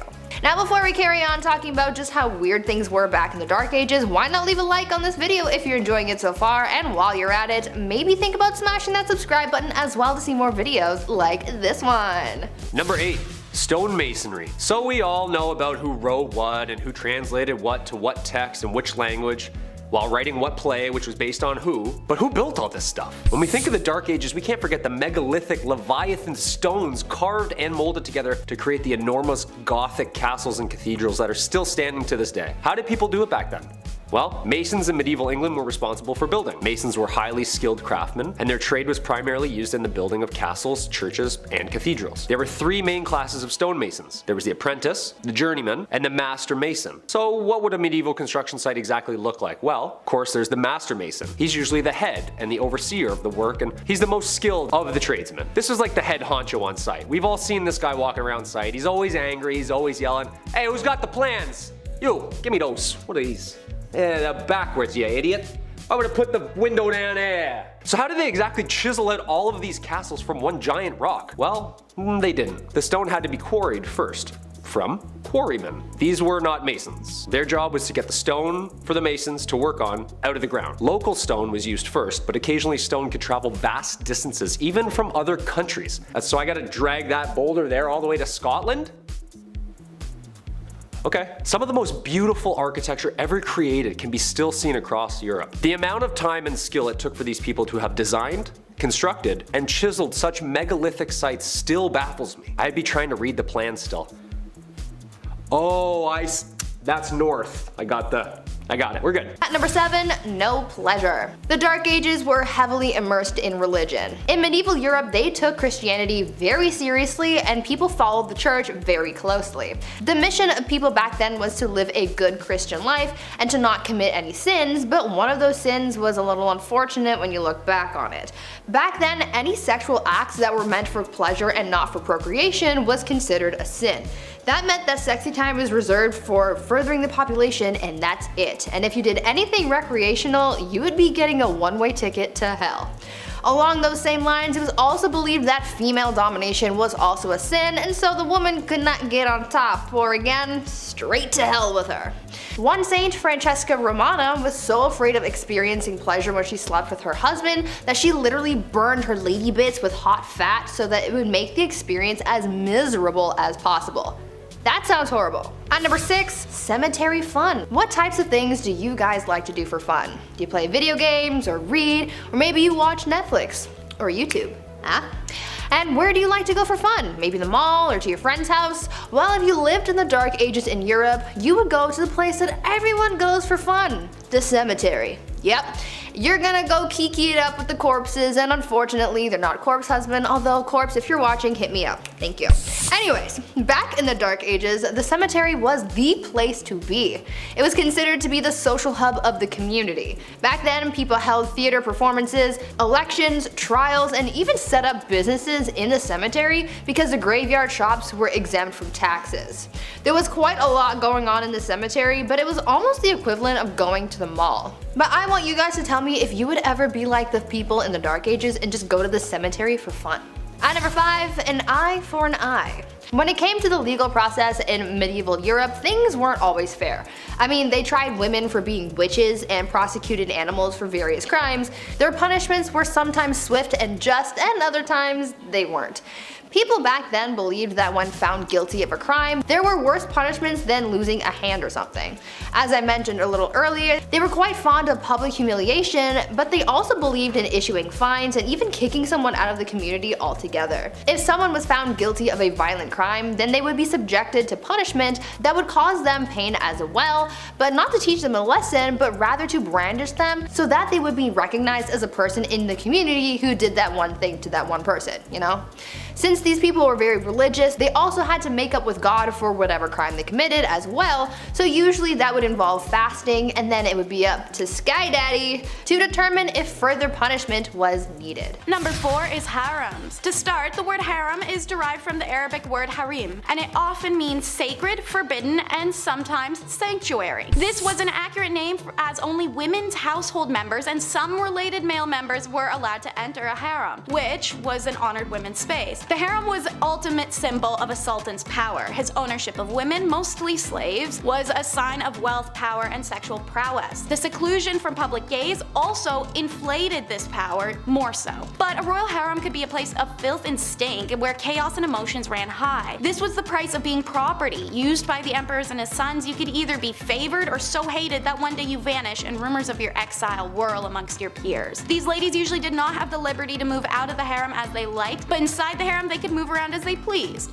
There was no sisterhood in them either. Socializing amongst themselves was usually not friendly, and jealousies were shown directly. Makes sense, as status and position of authority in the harem were determined by the place that they had in the emperor's favor, and to give the king his first male child was a great competition in this regard, resulted in unpleasantness through the royal harem. Everyone tried their best to please the emperor and turned her bad qualities like jealousy, aggression, or short-tempered attitude onto other women. Seeing as many of these women were stolen from outside the empire, let alone inside, frustration with language barrier and culture clash was also a huge source of contempt. Sometimes the women would lie to the sultan to have others disposed of, or they'd simply gang up on one another. Regardless, harems were places of drama, inequality, and a race to be favored as a ticket out of sexual servitude. At number 3, tooth worms.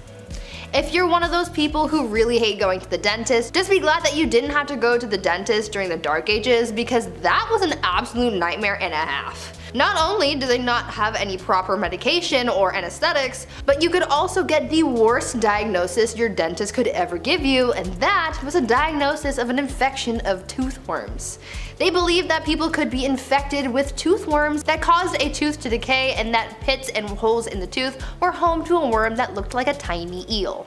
What's worse than the diagnosis, however, is the removal process. They didn't want to pull out the tooth that was supposedly infected with these tiny worms, so instead they used a more holistic approach. A method that they would use to rid the worm would be to take a candle made out of sheep's fat and various seeds, and then they would hold it as close to the tooth as possible so that the worm would run from the heat and fall into a little dish of water that was being held beneath the patient's mouth. That sounds like a horrible trip to the dentist, that's for sure. At number 2, judging tears. In modern times, somehow we've come up with this idea that only girls are allowed to cry. I think that's pretty BS, and it's healthy for everyone to express their emotions, and funnily enough, they believed the same thing back in the Dark Ages. Back then, everyone was expected to cry freely, but the strange part of all this is the fact that people judged how others cried. Their tears would be judged on quantity, duration of crying, and frequency as well. They took their tears pretty seriously. Obviously, when someone was crying because of some kind of loss, it was pretty much nothing, but if they saw someone else crying for a different or unexplained reason, this was believed to have been a different kind of tears called the gift of tears. They believed that this was a sign that someone was thinking of Jesus and his suffering, and that they were so overcome with emotion that they were moved to tears, and this was also considered a gift from God.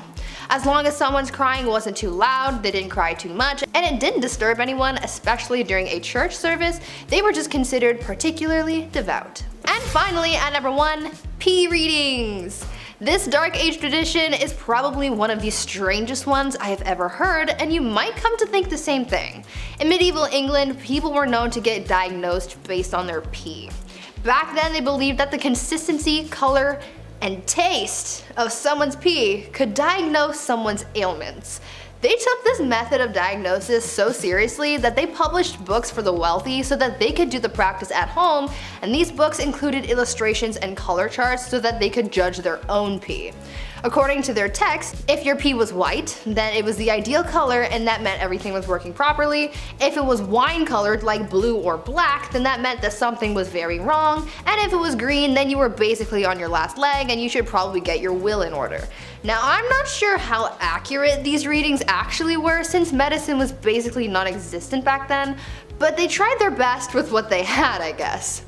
However, I'm pretty sure you don't need a book to tell you that your wine-colored pee is a bad thing. So, in at number 10, we have witch marking. I'm trying to avoid some things we've already covered in similar videos, so while we've discussed witches, let's talk about witch marks. So during the English and Scottish witch hunt days, there was a belief that witches always had a natural skin mark. This could be a mole, or a scar, or a pock mark, or even a really bad zit. So when they came across a woman whom they thought were a witch, but she didn't have any of those markers, that was the end of it, right? She isn't a witch? Well, no, they gave her a skin mark instead, specifically by using a pricking needle which the witch hunters would carry. These needles repeatedly pricked the flesh of the accused until it produced the result that wouldn't bleed but was insensitive to pain, which fulfilled the criteria of a witch's mark. It's a subtle punishment for something that they were yet to be accused of, because by giving them the mark, they could now accuse them. These witch hunt days were a whole mess. Number 9 is marking your territory. Not in a cool, sexy, I got a tattoo way, more in a Scarlet Letter kind of way. As you'll learn in this video, a woman who cheated or even was single and just engaged in intercourse of her own free will could be classified as a sinful adulterer and cheater and be punished, usually a lot worse than a man. So when Nathaniel Hawthorne wrote the Scarlet Letter, he took inspiration from real life events. The letter, which for the character Hester Prynne was just a red A, was usually the letters AD, which stands for adultery, as outlined by the Plymouth Colony Law in 1658. Multiple accounts across Europe verify that someone who was being marked was to be seen out in public without it, could be subject to public whipping and other public humiliations that ensured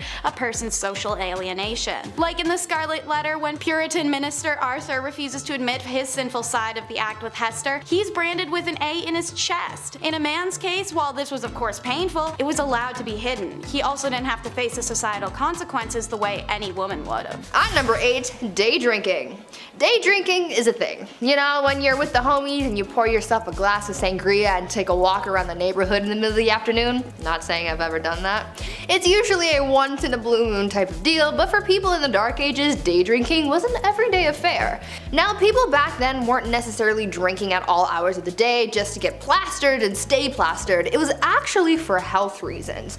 You see, people tried to avoid drinking the water at all costs over fears of illness because the water just wasn't clean and wasn't safe to drink, so they turned to the next closest thing that they could drink, and that just so happened to be alcohol. Back then, it was common to drink large amounts of beer, cider, or wine, and it was common to be drunk all of the time.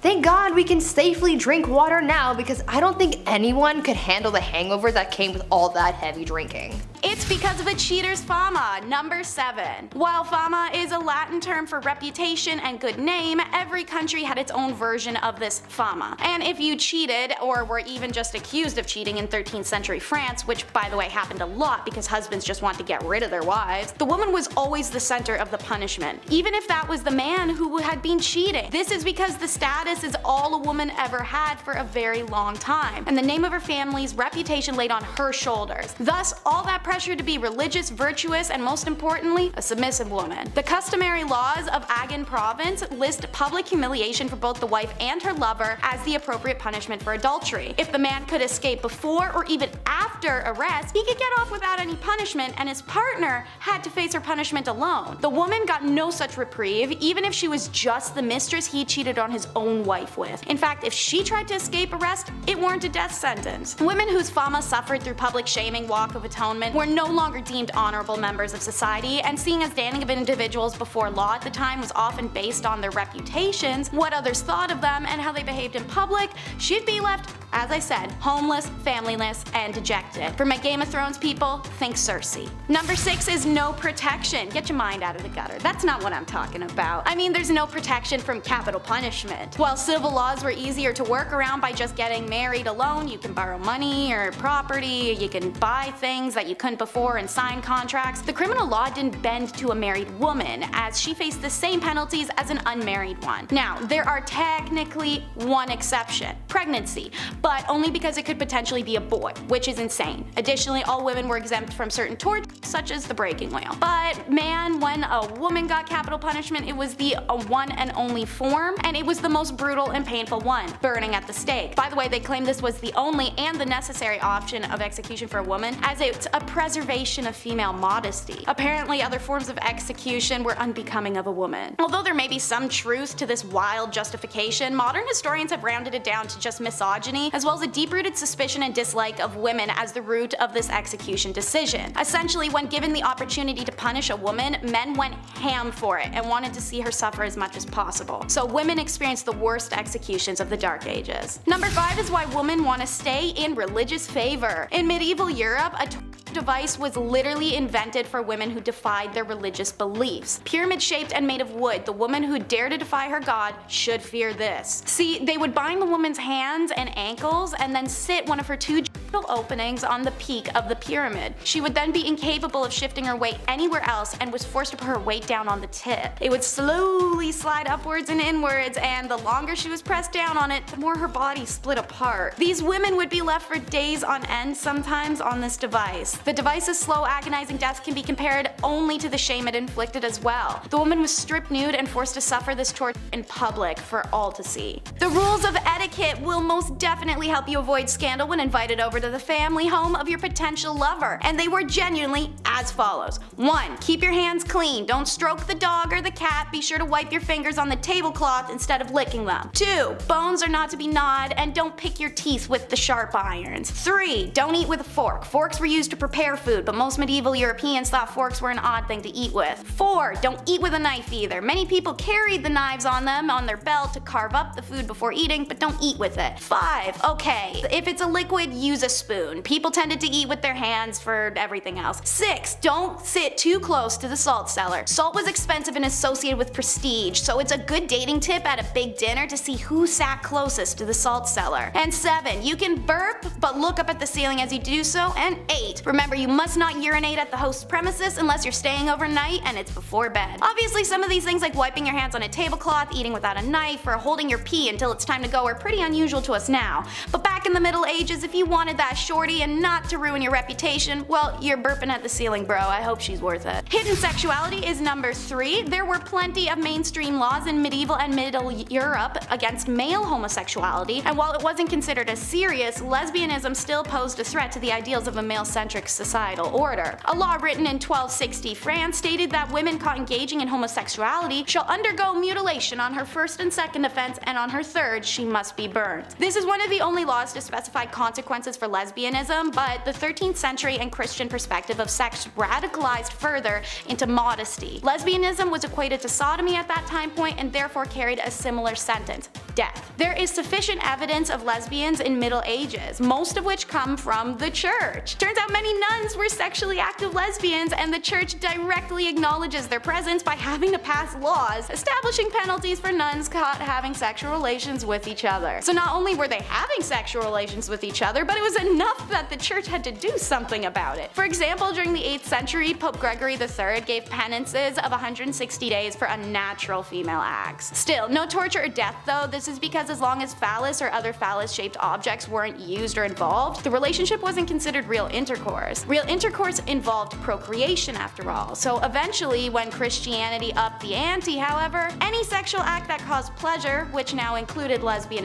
intercourse or plain old self-stimulation, was now considered sin. So like most women of the Middle Ages, even bisexual and lesbian women had to settle down for a man at that point. Anyone who struggled with sexuality can imagine how dreadful it would be to live that way. Divorce was a nightmare, which is why it's number 2 in our countdown. Laws worldwide were unforgiving of divorces, literally always to the woman. In Chinese laws, a woman could only divorce her husband if he mistreated her family, not even her. He, on the other hand, could divorce her for anything. Some accepted grounds for divorce were failure to bear a son, evidence of being unfaithful, lack piety to the husband's parents, theft, suffering a virulent or infectious disease, jealousy, and talking too much. Pretty superficial list, but in Chinese society, divorce was a serious action with social repercussions for both parties, so consequently divorces were not as common as they may sound. She could not be divorced if she had no family to return to, or if she had gone through the 3-year mourning period for her husband's dead parents. And speaking of family, during the Han Dynasty, unmarried women brought a special tax on their family, and women with babies were given a 3-year exemption from the tax, and their husbands a 1-year. So there was a huge push to get married. Meanwhile, in medieval England, their similarities are stark. They too had a small number of divorces despite an expansive list of reasons to do so, such as there was a discovered blood relation between the individuals, or impotence, or fear used to obtain consent, marriages entered into under false pretenses, things like that. In many of these cases, the lack of sufficient evidence made them difficult to prove and thus deterred people from taking their cases to court. And number 1 is the tradition of foot binding. It existed for around 10 centuries, and there are women alive today who still have feet that are the result of feet binding. Foot binding involves systematically breaking the feet and shaping them inwards. This tradition started in the 5 Dynasties 10 states period of the 10th century, when beloved concubine of the emperor built a gilded lotus flower stage and performed a dance on bound hoof-shaped feet. Being a beloved concubine, the other concubines of the emperor attempted to imitate her feet to curry his favor. So, foot binding began within the royal court and spread through China as the next fashion fad. It's done in a ritualistic ceremony accompanied by a variety of traditions to ward off any bad luck. They began by tucking the toes under the feet and using a long, tight ribbon wrapped up to the ankle to hold it all in place. Anytime the foot grew, they broke it inwards more, a process usually taking 2 to 3 years. The foot would remain bound for the rest of a woman's life. There is a whole list of issues this caused. Outside of extreme agony and being a handicap, it caused some women pain for the rest of their life. Their walk was changed, as was their posture, and the idealism of a slim body to lighten the pressure on one's feet was all the rage. The binding of feet actually caused the women to develop strong muscles in their hips, thighs, and buttocks, so much that the characteristics were considered physically attractive to Chinese men of the area, aka the girlies were thick. When colonization came to China, Western women boycotted foot binding, going as far as to catch women with bound feet and cut off their bindings. A humiliation because these women would never ever show their bare feet to anyone, let alone even husbands. And many of these women lost their husbands when the Western boycott worked. A lot of girls who had had their feet bound in order to become marriageable suddenly found themselves abandoned by their husbands because foot binding was no longer fashionable at all. Starting us off is cutting-edge courtship, quite literally in this case. It was traditional in some Nordic countries to have courtship customs involving knives and daggers. This is due to sacrificial nature in their original belief. The purpose of a dagger is prevalent for that after all, but it was also due to its functionality. In Finland, when a girl came of age, her father let it be known that she was available for marriage by providing her with an empty sheath. The girl would wear an empty sheath attached to her girdle, skirt. If a suitor liked the girl, he would put a pukoko knife in that sheath, which the girl would keep if she was interested in him. If she wasn't, she could just toss that anywhere. The knives were often custom, so a man would be able to woo a woman with unique details and imagery on a blade, but could also offer an heirloom or traded blade. Seeing as women of the Nordic region didn't shy away from handwork such as farming, jewelry making, clay working, etching, clothiers, and even some positions like smelting, a blade was a thoughtful and convenient gift that also said, "I love you" a whole dagger's worth. Something so romantic about giving someone a gift they could quite literally kill you with. In the meantime, while the Scans are giving blades, the English are being taught the no-no days and the no-no ways. In layman's terms, they were being told how to have intercourse and when. That just doesn't make for a fun title. You may be familiar with these laws and regulations. They've come up in some of our other medieval and middle age videos. This was a time period where the church had a lot to say in state affairs. Not to say that it doesn't now, but they were able to make determinations such as intercourse schedules around the religion. Real laws were in place that people could not have sex on Sundays, Thursdays, or Fridays due to religious reasons. Whenever a holiday had a fasting period, such as Lent, abstinence was expected then as well. If anyone was to deviate from the set rules by having intercourse, they were committing a grave sin. These laws were written in penitentials, which were books that indicated what was allowed under the church rules and what was not. Oral, backdoor, premarital, and self-inflicted intercourse were banned in these books. Now thankfully their wide-range taboos included some good stigmas to have, such as interbreeding, so that minimized people keeping it in the family and messing up our future populations. For number 8, we travel to discuss status degradation. While it still persists today, not everyone knows what it means. So essentially, you do something wrong, oopsies, you lose some of your basic human rights. You could steal something, have relations out of wedlock, cheat on your partner, miss some work. Every empire that has used this tactic has had a variety of ways that you could mess up and receive this punishment. Naturally, in times where a woman was property and couldn't buy things, own things, or do things, or breathe without having a man side-eye her for it, this was a monumental punishment to receive. Under the Roman Empire Augustus, who reigned from 27 BCE to 14 CE, a woman guilty of adultery could lose several rights as a citizen and suffer a financial burden. Noblewomen in the Kingdom of Korea during the Chosun dynasty faced a similar degradation of their societal status if they were found guilty of remarrying as a widow. This intentionally made it hard for Korean women to remarry, as they would have nothing to offer a new husband, no inherited lands or funds, and a societal belief deemed her as used goods. Even the descendants of widows at the time who had remarried faced status degradation. They were barred from ever holding office. Adulteresses in the Chosun were stripped of many of their rights and privileges once they were demoted to low-born statuses. As serious as these punishments may seem, some high-status women who committed adultery in the Chosun dynasty faced an even graver punishment, which was death. So why take someone's status from them as a criminal punishment? Well, because aside from from the fact as a woman you'd essentially be left jobless, homeless, and without any family. Yet when it comes to marriage, it's always love versus politics. Medieval marriages tended to be negotiations, particularly around dowry, but it wasn't all about money. It was very important that a noble woman is a virgin at marriage purely out of pragmatic reasons. Marriage, after all, was an alliance union of two families that required healthy and admirable, legitimate children to be truly locked in. It's for this reason, as well as the violent men in society, that the church's laws stated that the degree of pressure to encourage a marriage could not sway a constant man or woman, aka no forced consent. What was forced, however, was up to debate, so don't be too proud of them for having that law in place. A woman was able to call off her marriage up until it occurred for this reason, as was a man. Should this occur, dowry was either returned in full or only partially as a fee for the failed union. Alongside this was the courtly love direction romance and marriage began to take in the mid-ages, during a Shakespearean and theatrical influence. Marriage started to become idealized. We'll circle back to how this affected people later, but lower classes consistently did marry for love,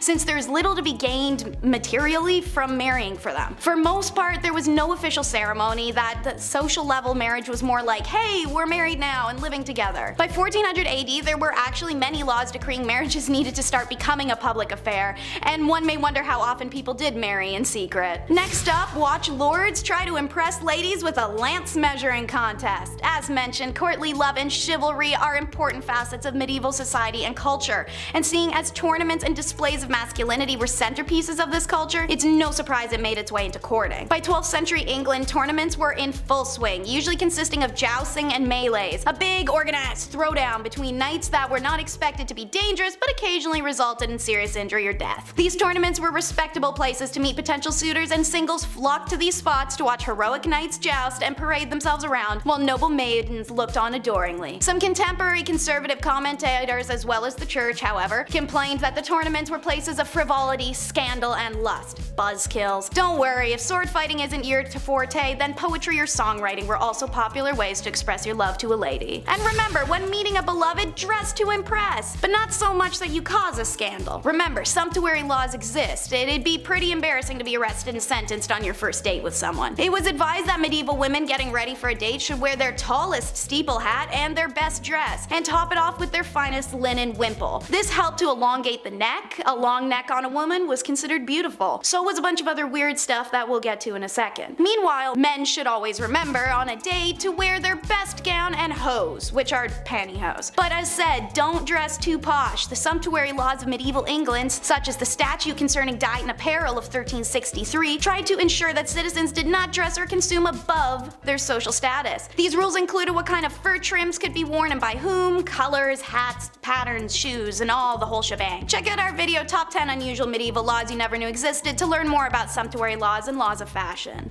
Number 4. Divorce lawyers. If you've seen Game of Thrones, you've heard of trial by combat. That was the norm back in the day. You know, you fight for your freedom. That's great. But what about divorce by combat? What in the Mr. and Mrs. Smith is happening? Was this real? I can't believe this. If you and your significant other weren't getting along in the Dark Ages, instead of, you know, dishing out thousands on couples therapy and signing all that paperwork and getting it done with and going your separate ways, no, instead they would battle each other, like combat. It was an organized event too. It had restrictions in place for the husband. It's pretty hilarious to think back on. Like, the husband would have to stand in a hole with one hand tied behind his back, while the wife ran circles around this hole with a sack full of rocks. A sack full of rocks, how intense is that? That's why you don't cheat in the Dark Ages, Lancelot, okay? Just take the barn, take the horse, take it all, I quit. Get me out of this hole, untie me. Next up is how love makes you crazy. This is a fascinating wormhole to travel down, and I learned from several journal articles that lovers in the Middle Ages had a real tendency to go mad. I mean, we all know the examples. Elaine, the fair maid of Astrolot, pining away. Romeo and Juliet taking their lives, and the raving madness of Ophelia. But these are just dramatizations, right? We tend to regard accounts of love madness in medieval literature as evidence that they overestimated the strength of erotic passion. In classical and early medieval periods, sexual love was regarded as carnal appetite to be controlled. But with the rise of poetry sentiment and the theater came courtly love, which was seen as a highly spiritual desire. The idea of courtly love had more to do with the concept of loving rather than pleasure. This idealized kind of love was based on a secret union where two lovers could only love from far away. These sorts of unattainable relationships were increasingly romanticized, but in medieval society, the notion that erotic love could drive people mad may not be so unrealistic. realistic. We understand now that mental illnesses are sometimes provoked by the stress between the individual and their social environment. Think of the pressure a woman had to marry.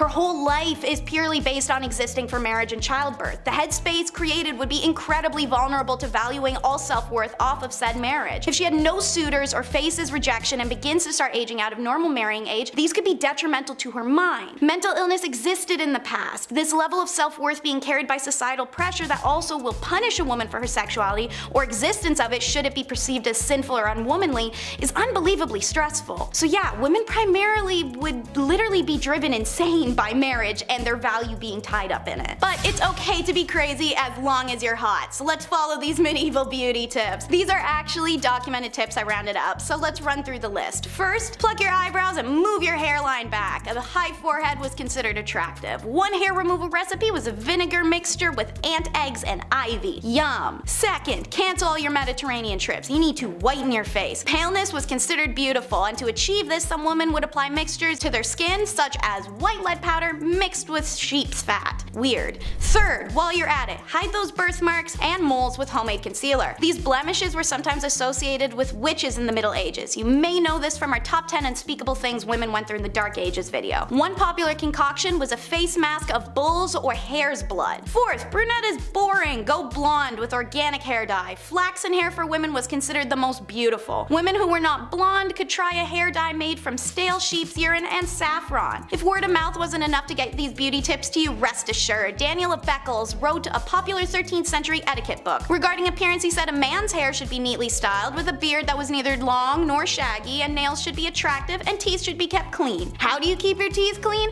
One recipe for teeth cleaning in the Middle Ages was to mix sage leaves with salt, roll into balls, bake them into a powder, and then rub them on the teeth. Sage advice indeed. And if you do not want to be a scandalous unmarried spinster, you better listen to it. And last but not least, don't forget to bring the hemlock. Whether you're two dirty knaves trying to get down lawlessly, or a married couple who didn't want kids, hemlock was your best friend. So yes, while the medieval church made it clear that sex outside, and for some clerics inside, of marriage was sinful, the literary and documentary evidence suggests that these medieval Brits were still finding ways to be as randy as rabbits without an illegitimacy scandal. It was hemlock, a recommendation made by 13th century author Peter of Spain in his book Treasure of the Poor. Peter wrote men should rub boiled paste of hemlock on their boys before intercourse.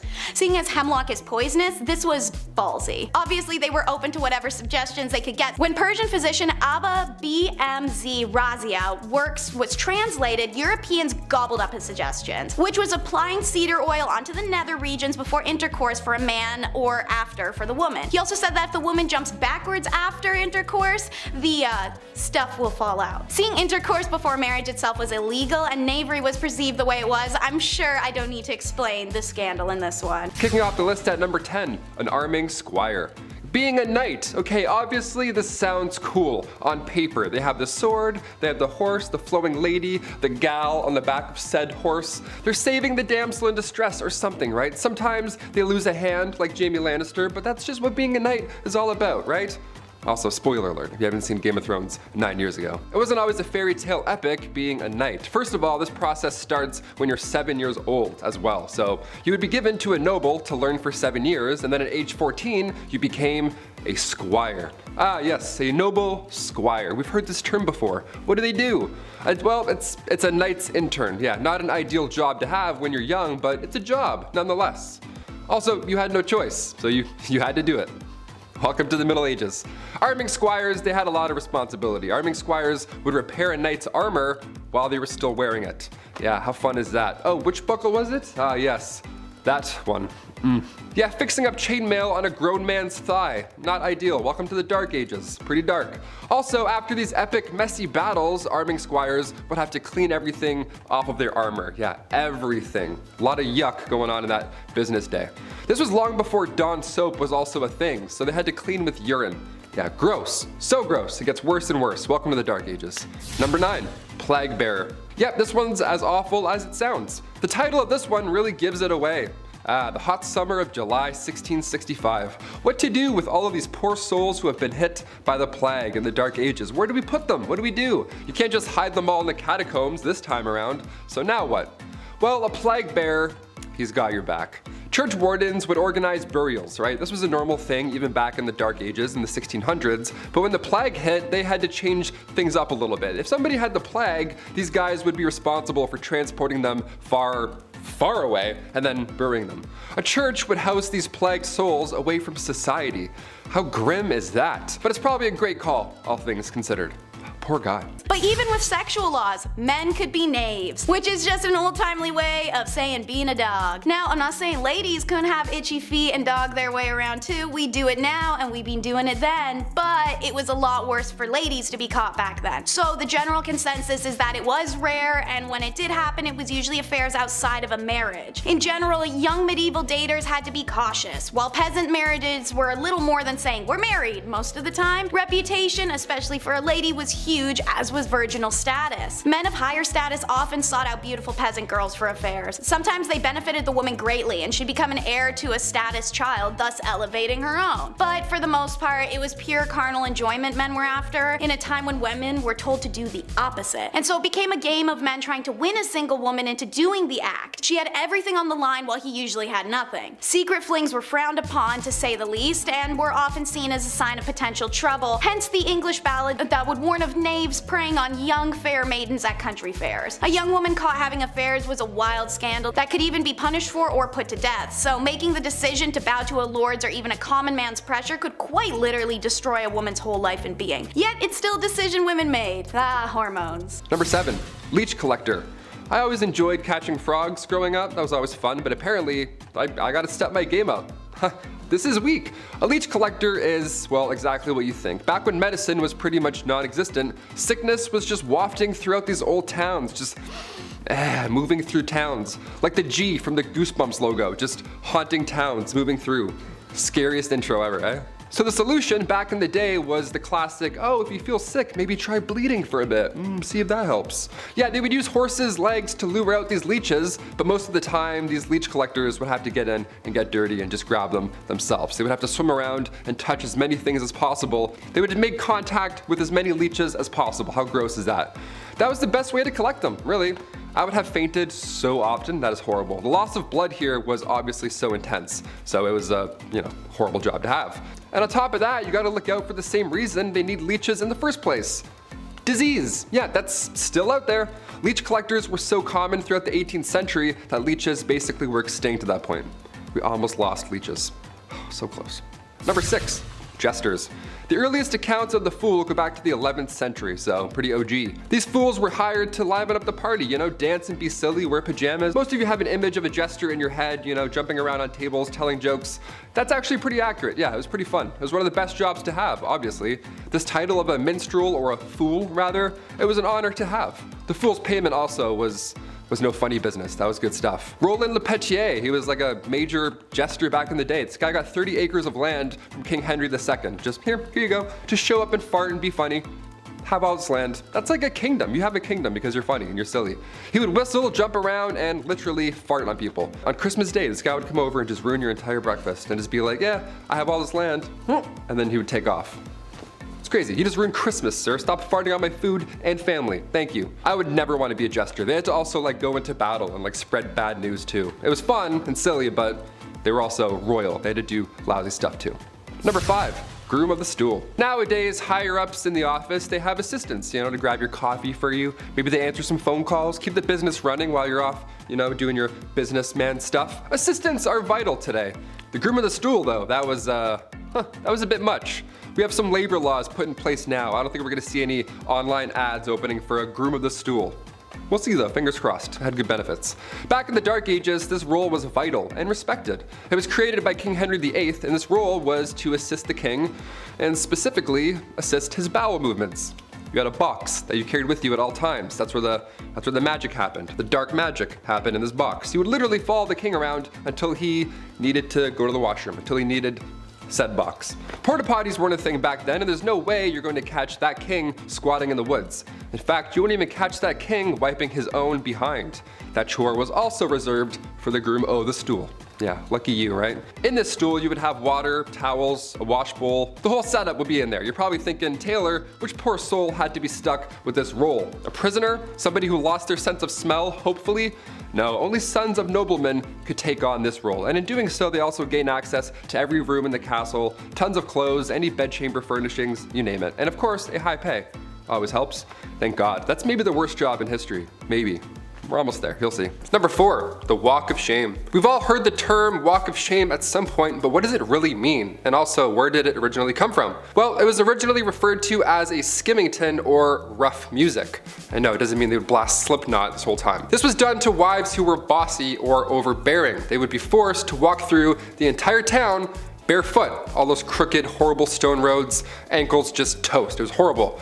They would also be scantily clad too, because why not? Because men are making the rules, that's why. And as you guessed it, crowds would be waiting outside, all prepared to bang pans and yell horrible things at her. I guess these dudes just never had jobs. I don't know, they were just always on standby, ready to yell at a lady walking by through town, bare feet, all because she was deemed too bossy. Okay. If you're wondering who exactly is responsible for these public humiliations, the court. The official court. Judge Judy back in the day would be like, yes or no, did you raise your voice? Okay, case dismissed.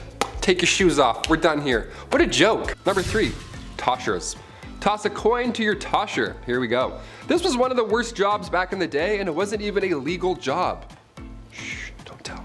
If you know any toshers, keep their secret, you know? Early 19th century London, I know, a little more modern here, but definitely worth a mention. These toshers would spend all their time in sewers below London trying to find coins or valuables that have been just accidentally washed away. Yeah, they would just search for scrap metals, anything really that nobody else wants to go down and claim. Or reclaim, rather. It was worth the plunge as well. A lot of these folks would make around $20,000 a year. Just gotta do this a lot, and you're good. Number 2, dentist, doctor, surgeon, spy. Dentists were not a thing in the Middle Ages, you know. Dr. Downer didn't politely tell you to floss more and then shake your hands while you're watching a show, getting a cleaning. No, it wasn't like that at all. They did have a barber. They had one guy, he did it all, a barber from the Dark Ages. Yeah, this appointment is gonna suck, my friends. Cavity, toothache, maybe you accidentally bit a rock, chipped a molar. They would only pull these teeth, that was the only solution. Barbers were responsible for cutting hair, pulling teeth, bloodletting, you know, the classic 3-in-1 appointment we all have to do every month. Doctors were seen throughout history and they've seen a lot of horrible stuff. Back in the 1500s, patients were walking in with an arrow sticking out of their legs. Yeah, instead of cutting the tip off and pulling the opposite way, the arrow remover would come in and then, you know, cut into the injury, opening it more. That's always great. And then you would hold it open and then you'd pull the entire arrow back out of your leg. Yeah, what a fun job. Or chest. Wherever the arrow went, you had to figure that out. This poor soul. And finally, number 1, the rat catcher. Another Game of Thrones classic. If you're a rat person, I know there's a lot of people who do like rats, like rat tricks, and they have like cool rat friends. That's awesome. I'm not one of those people. I'm not bashing you, but I am bashing this job. This would suck. First of all, rats as a medieval punishment was horrible. Where do I even begin with this one? This was one of the worst punishments for the rats as well. This is a 2-for-1 when it comes to pain.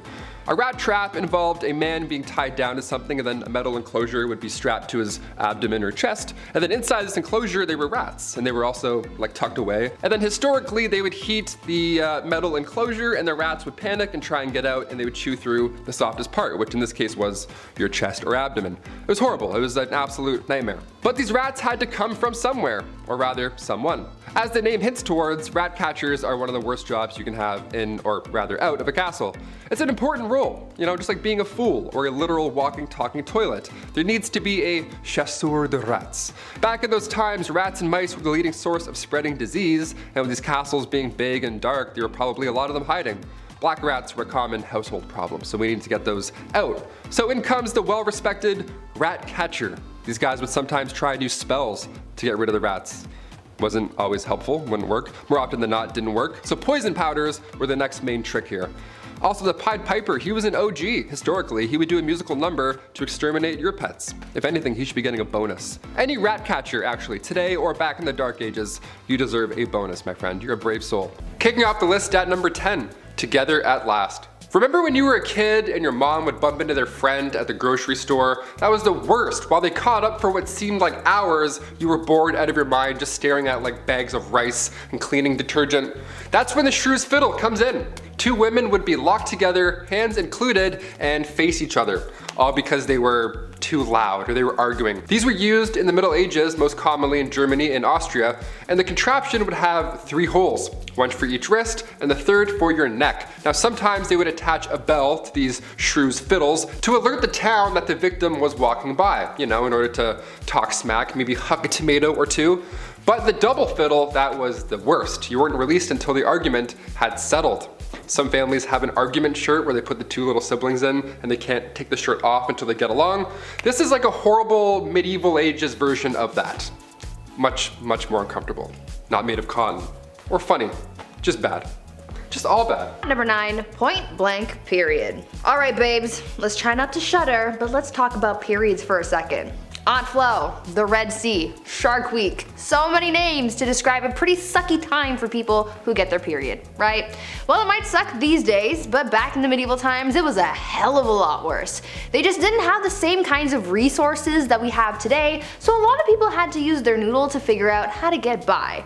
Period products weren't really a thing back then, so people had to get creative. They would use rags or other linens to fashion a pad, but underwear also wasn't really all that popular yet, so they had to find a way to keep things in place. They would also sometimes fashion a makeshift medieval tampon of sorts where they would wrap cotton fabric around a twig and shove it up their hoo-ha. Sounds mighty uncomfortable if you ask me. Some people would also seek out bog moss because it was remarkably absorbent, so they would make their period products out of that sometimes too. This type of moss garnered the name blood moss because of its use in treating wounds and use in period products. For other people who just couldn't create these kinds of things, they would just resort to wearing red the whole time, so everything just kind of blended in. Menstruation, but make it fashion. Number 8, a knight. When we think of the knights in, the Dark Ages and stuff, we often forget about the silly royal duties that one had to attend to. Yeah, you thought jury duty sucked. Oh boy. Beastly justice. You ever heard of this? If not, buckle in. Beastly justice was when animals had to go to court. Yeah, they were put on trial as well as humans.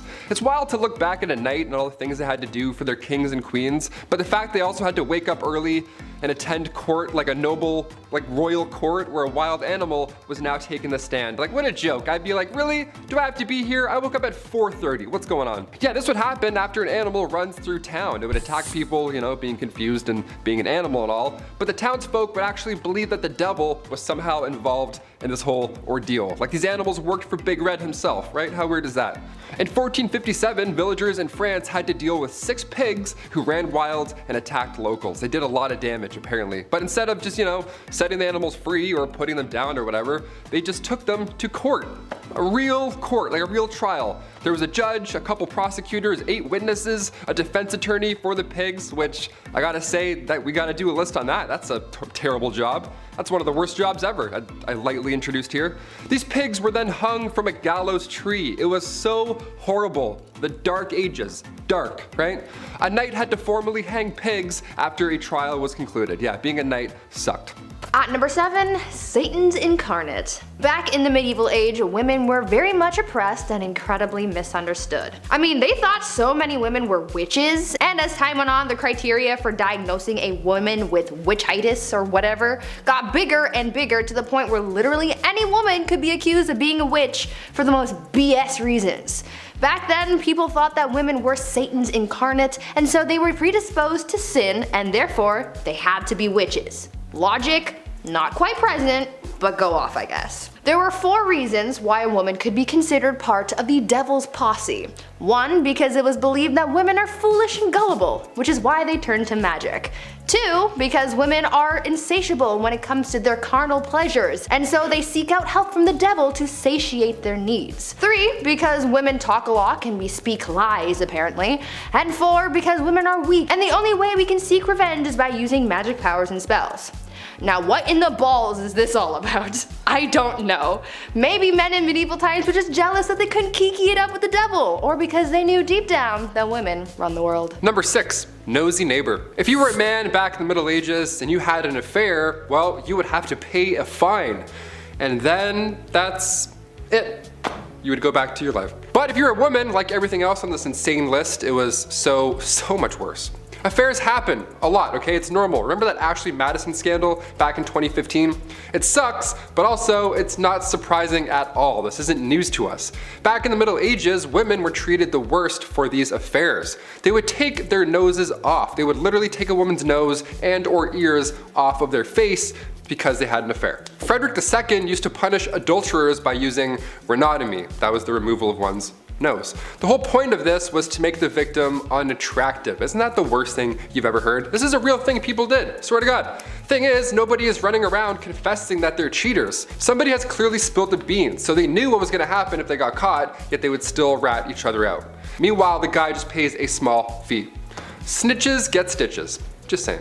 At number 5, married young. Lots of people get married at different ages. I mean, I know people I went to high school with who are already married, and I know people who didn't get married until later in life. But in medieval times, women, or rather girls, were getting married off at very young ages. At just 12 years old, a girl would reach the age of maturity and was then entitled to marry, usually to someone her parents had already chosen for her. To me, that just sounds so unfair, right? I mean, this kid hasn't really been able to live their life, make mistakes and learn from them, and now they're expected to be a wife and soon a mother? I could never. I mean, I'm only 22, so I'm not even thinking about those prospects, but I couldn't even imagine the amount of pressure that would be on a 12-year-old at the time. What's worse than just the age at which these girls got married was the treatment that they received from their husbands. Under civil law, a husband was literally allowed to physically harm his wife. In moderation, of course.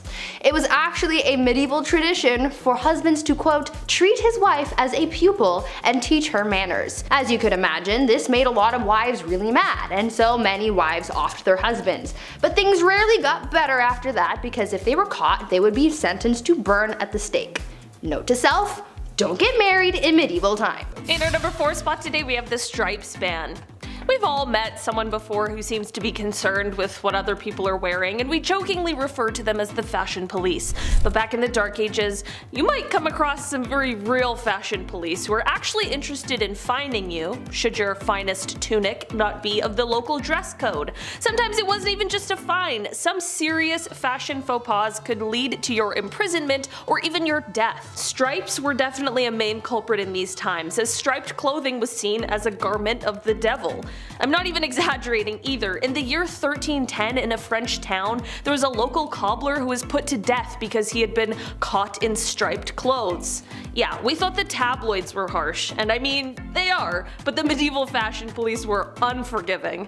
Not only were members of clergy not exempt from this rule, but neither were animals. Yeah, calling all zebras. Good luck out there, man. This is why zebras were called beasts of the devil, and yes, this is even though the people of Europe hadn't even seen them.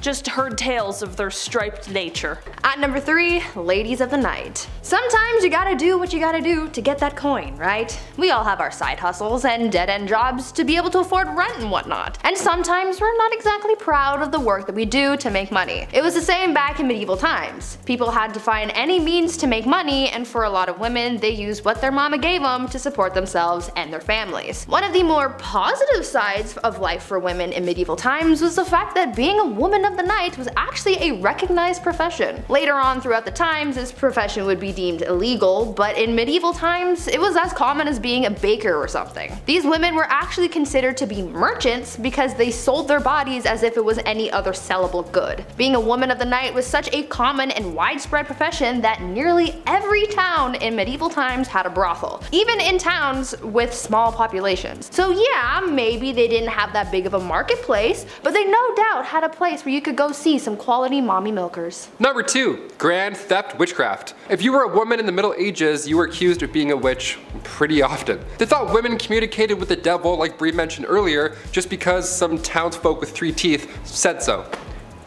Great, thanks Abe. Good job, good report. The punishment for practicing witchcraft wasn't a heavy fine like guys who cheated, but they would be burnt at the stake. This was popular in Scotland along with drowning. Those are the 2 big ones. Remember earlier how I said women would sometimes be dipped into a river or a pond? Well, they would also sometimes just be left there. It's called witch dipping, and depending on if she floated or sank, that's, witch or not. The dumbest thing I ever heard. If you were charged with treason or witchcraft, that was the ideal punishment, because it surely beats burning to death in front of an entire village.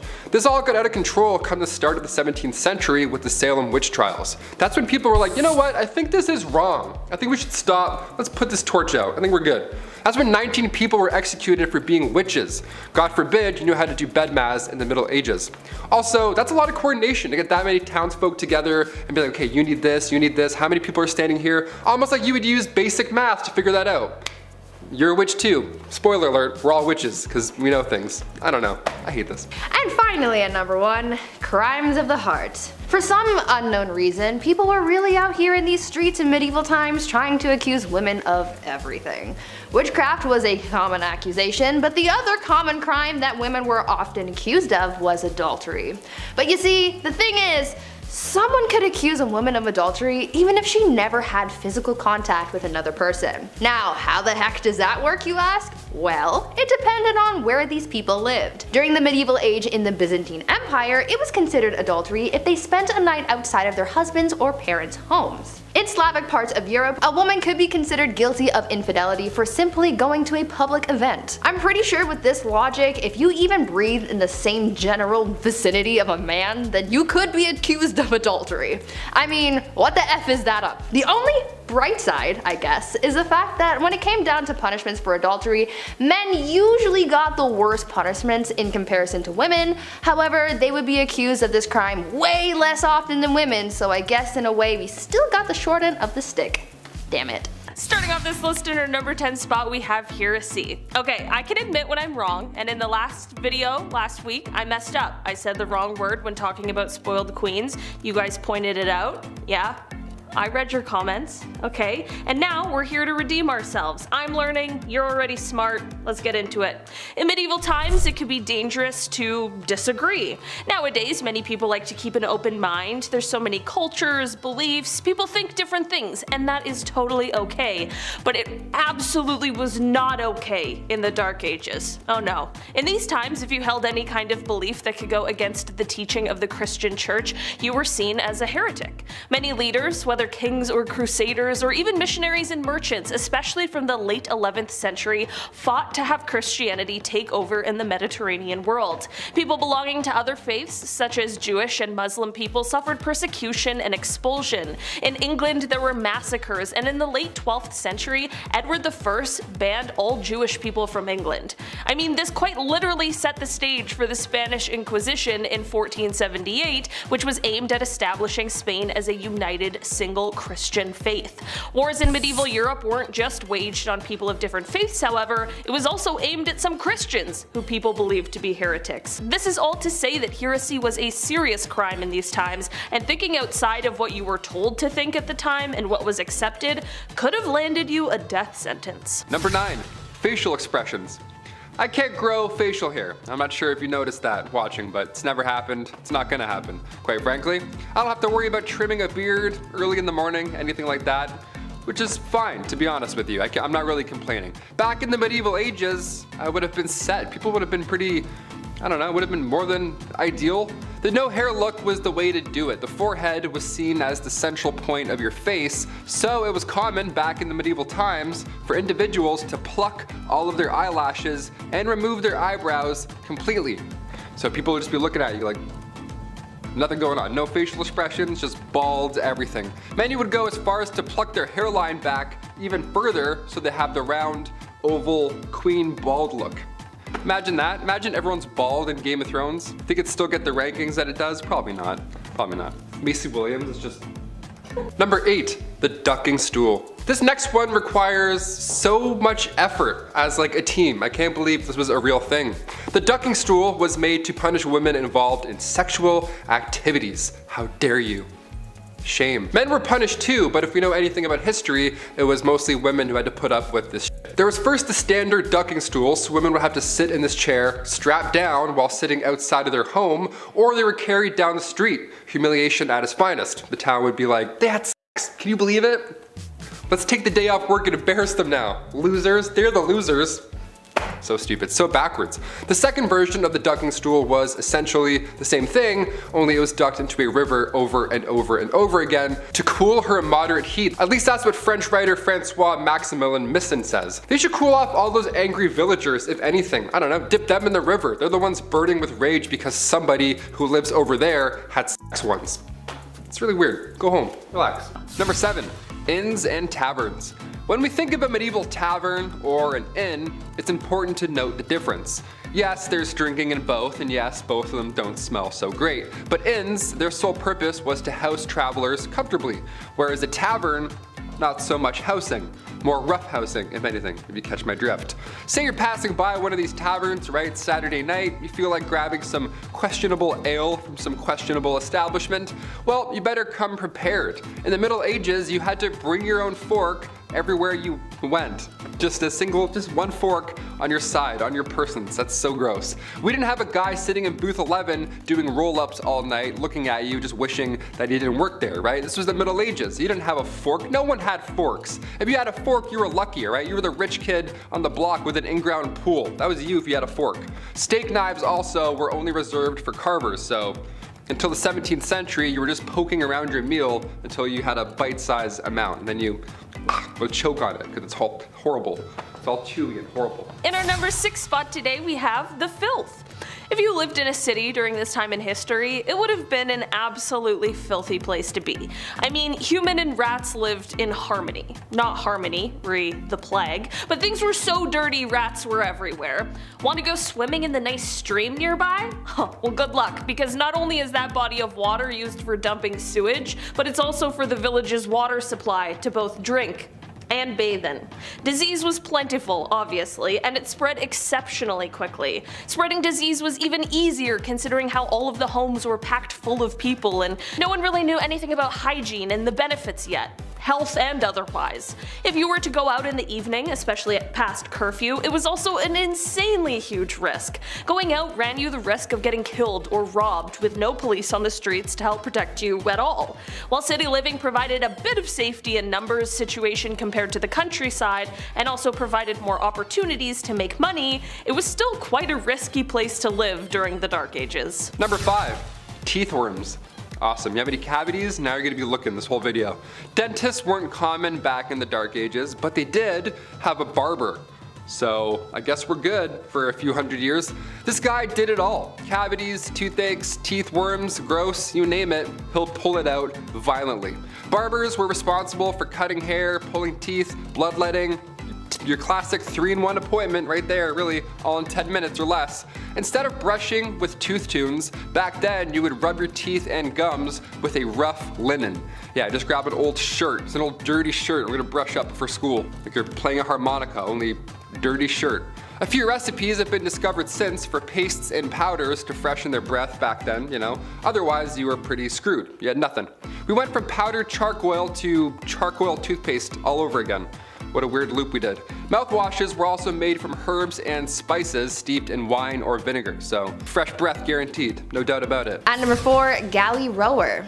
Now, as bad as it might have been to be a gong farmer in the Middle Ages, there was apparently a job that was much worse that people would do anything to get out of, and that was the galley rower. This was considered to be one of the most grueling jobs from the Middle Ages, and I can see why. These people would be tasked with working on a galley and rowing a ship along with a team of up to 1,000 other people. Apparently, people hated this job so much that they would try and avoid being picked to be a galley rower at all costs. Many people would join the priesthood in order to become exempt from becoming a galley rower. Usually this job would go to the poorest peasants and even slaves, as it became more and more difficult to find people for the job. That was one occupation that everyone agreed was the worst. Number 3, no rules football. In honor of the World Cup coming to a close, we have to take a look at football back in the late 12th century. Yeah, what did that look like? Or feel like, rather. Instead of corner kicks and throw-ins, you could do anything you wanted to retrieve the ball from the opposing team. Yeah, anything. Left hooks, some kicks, some jabs, throwing rocks, anything, you name it. It was violent. No diving in these games, I'll tell you that for free. You didn't have to. There was also no time limit. There was also no limit to how many players could be involved, so choose your team wisely, pick the biggest guy, pretty much. It's town versus town a lot of the time. There's a lot of emotions out there settled on the field. And in the middle of it somewhere there would be a soccer ball rolling around. I would call this a sport. Now finally, come 1314, King Edward II banned the game. And yeah, more than fair. All his civilians and citizens are dying. He's like, yeah, maybe not. Maybe it's not wise. I don't know. In our number 2 spot today, we have fast medieval marriage. There are so many messed up medieval marriage practices. We could do an entire video on just that. And in fact, we have. Go check those out. But while you're here, let's talk just a bit about them. Marriage in the medieval times was quick and easy, but also difficult to prove. If you and your loved one wanted to get married, all you really needed to do was say, "We're married!" and then boom, it's done. Of course, this led to a whole pile of those spur-of-the-moment type marriages, especially considering how sex before marriage was widely condemned in these times. You know, people are like, we're married now, let's do it. Well, I'm pretty sure many people who were divorced would have preferred if their marriages were this easy. This led to people, of course, taking advantage of this difficult to prove thing. Most especially women would often fall victim to a man who might want to take you as his wife for the night. But then the following day, after getting what he wants, he denied ever agreeing to the union of the two, if you're catching my drift. This is why many women tried to get at least one witness to union, just in case. And finally, number 1. Pointed shoes. This one's so fun. Whenever I see anything that's related to the medieval times, I always admire the attire, right? Especially the shoes. I hate buying shoes today so much. Now they're so specific. You got walking, running, trail shoes. They're always so expensive. Nobody does it like the medieval times anymore. Specifically, krakows. Krakows were awesome. They were the style of shoe commonly worn in the 15th century Europe that looked really ridiculous. They had the huge long nose that went up really high. They're so silly looking, maybe that's why I love them. These long-toed shoes first appeared in the 12th century, but the krakow, the thing is, these things were twice as long as your foot, and that was considered fancy back then. These meant business, so you better watch those ankles, Beth, alright? We're going into some meetings fast. They were named after the city that they were made in. Krakows were worn by everybody at one point, but as cheeky as it sounds, the longer the shoe, the more valuable you were. There we go. So it turned into a joke eventually, right? These things got way too long and it looked ridiculous. You ever walk around in flippers beside the pool where you do that big silly walk? That's the walk that everybody was doing in town, right? It was out of hand. They would be stuffed with horsehair or moss. Yeah, which is just as comfortable as Dr. Scholl's. Imagine stepping around in moss all day. Yuck. Also, sometimes a string would be needed to be tied from the tip of the shoe to your knee just to keep these damn things afloat. So everybody at one point in time in the medieval times looked like a Muppet tied to strings. How amazing is that? Do you own any krakows? If so, how do we get our hands on a pair? I'm a size 11.5 krakow. Let's make it happen. Maybe if we all pitch in as a community, I don't know, we can all be wearing krakows tomorrow. At number 10, water carrier. These days, we have it so easy. We have the internet at our disposal to learn about pretty much anything, we have cars to get us from point A to point B, and all of our resources are close by. We get food from the grocery store and water from the taps in our houses. But back in the Middle Ages, things were a lot tougher for people, and they had to go through a lot just to get basic life necessities, like water for example. Getting water to people wasn't as easy as you might have thought, and so that's why getting water became a whole profession. In a medieval city, you lucked out depending on the area that you lived in. If you lived close to a river or stream, then you could get all the water you wanted and pretty easily too. But if you weren't so lucky to live near this resource, then you might have had to hire a water carrier to fetch it for you. People sought out strong young men to become water carriers for them, and as the name implies, they would get paid to go to the nearest source of water and bring it back for their employer. This profession became pretty popular in the late medieval period in London, and by this time so many people were working as water carriers that they created their own fraternity. At number 9, town crier. I'm sure you've heard of the town crier at some point in your life, right? They're often incorporated into pop culture pieces that take place in the medieval times. When you think of the town crier, you might also think of the famous hear ye that is associated with the speeches of the town criers. Back in the Middle Ages, the role of the town crier was a very important one, as it was a crucial way for the local authorities to communicate with the residents of their community. The town crier would often make announcements of new laws, royal proclamations, the start of events, and even the punishments of criminals. They were basically the news anchors of the past. Also, as I mentioned, we normally associate the town crier with the phrase hear ye, but the phrase first started off as oye, oye, oye, which later evolved into the phrase that we are more familiar with. Before we carry on talking about these strange jobs from back in the days of old, why not take a moment to leave a like on this video if you're enjoying it so far, and while you're at it, consider subscribing to the channel to see more videos like this one. In our number 8 spot today, we have Animal Court. The history of animals being put on trial goes back pretty far, as it is believed it has roots in ancient Athens, but it was definitely a common practice as recently as the 18th century. Courts would go after things like rats, weevils, flies, locusts, and serpents for damaging crops, and when punished, they weren't just liable for damages, they could be banished and excommunicated. Like, imagine trying to banish a fly. This isn't where it ends though. In civil criminal court, they'd have livestock being tried for violence against humans. Like, I'm sorry, Your Honor, my client could not tell the prosecution that she didn't want to be milked because she's a cow. Kicking was the only way. As an example of a real animal court case, let's take it back to 1457 France. Villagers in a town witnessed a sow and her 6 piglets attack and kill someone. Terrible story, sounds absolutely horrifying to have to witness. In this day and age, animal control would be called and all of those pigs would likely put down. But not in these times. When this happened, all the pigs were sent to court. Like real court. There was a judge, 2 prosecutors, 8 witnesses, and a defense attorney for the accused animals. Witnesses provided testimony that proved that the sow had most definitely attacked the person and was definitely responsible for the crime. The piglets, however, well, for them, testimony was a bit murkier. There wasn't a witness who actually saw any of the piglets do any actual attacking. They just had blood on them, which isn't necessarily a sign of their guilt, it just means that they were there. This is why the court, while they did sentence the sow to death, the piglets were exonerated for their role in the crime. It's very strange and now would be a very expensive system, but in those times it really did work for them. At number 7, Reeve. These days we have elected officials in our communities who serve as a sort of voice of the people. Back in the Middle Ages, they sort of had someone similar to that and they were called Reeves.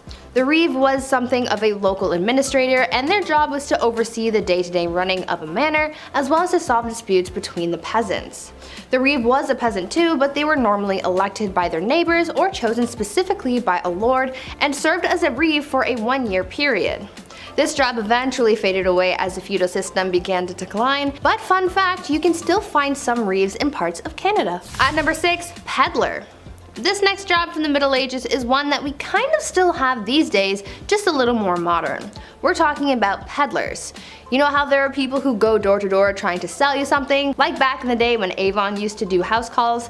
Well, this was essentially what peddlers did. Their job was to travel from village to village to sell various goods. This was how a lot of people in more remote areas were able to buy certain items. The peddler's job was pretty important for the local economy because it was able to bring business to larger areas than just one local town. It seemed like a good enough job, but socially speaking, peddlers were always looked at with suspicion. Oftentimes, local people would accuse peddlers of being criminals. Now, they easily could have been criminals, but it's really a case-by-case situation. You can't judge someone for just trying to get their coin. At number 5, gong farmer. Now, even though there were simple jobs like being a scribe and carrying water to people, there were also some messy and not so glamorous jobs as well. This next one I'm about to tell you about was definitely one of the worst jobs that you could have. See, there was a time before modern sewers and plumbing were a thing. This was a pretty icky time because rather than waste being disposed of in sewers, they were deposited into a privy or cesspit. Now these things had to be cleaned out periodically, and guess what? There were people who were hired to do just that. The gong farmer was someone who was hired to maintain the cesspits, and so they would be given a large ladle and they would scoop out the waste and transport it away. Now I can only imagine how horrible that job would have been and how horrendous the smell would have been too. It sounds like an absolute nightmare, so I'm glad it's not a thing anymore. Number 4.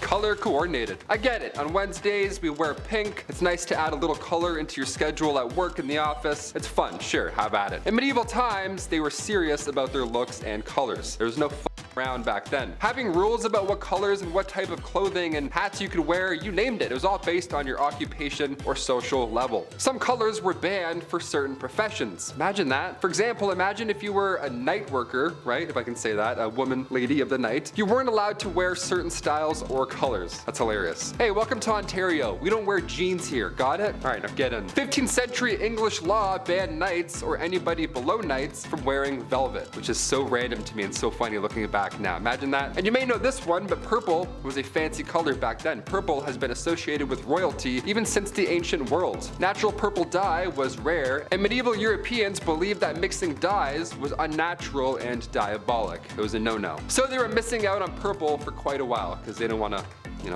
mixed goods, if I can say that. At number 3, cupbearer. Now this is a job that I wish was still around. Not because it's a great job or anything, but I feel like it could have been cool to have my own personal cupbearer so I could feel like a queen, you know? The job of the cupbearer was pretty self-explanatory. Their whole occupation was to serve the monarch their drinks. Now I know I said I would have wanted a cupbearer so I could feel like a bougie queen, but the cupbearer's job was a little more important than just serving drinks. See, there was always the fear that the reigning monarch could get poisoned because it was a very common act of treason back in the Middle Ages. The cupbearer was the only person tasked with serving drinks to the king or queen because they had to make sure that it wasn't poisoned, even if it meant tasting the drink themselves before serving it, just to make sure that all was well in the cup. A lot of trust had to be put into this cupbearer so they could be quite influential in the courts if all went well. They were risking their lives and safety doing a pretty basic task, but it was for the good of the realm. At number 2, alewife. Speaking of drinks though, let's talk about how the drinks got into the cups and who made them. In medieval England, women were mostly tasked with the practice of brewing ale, and they were aptly named alewives as a result.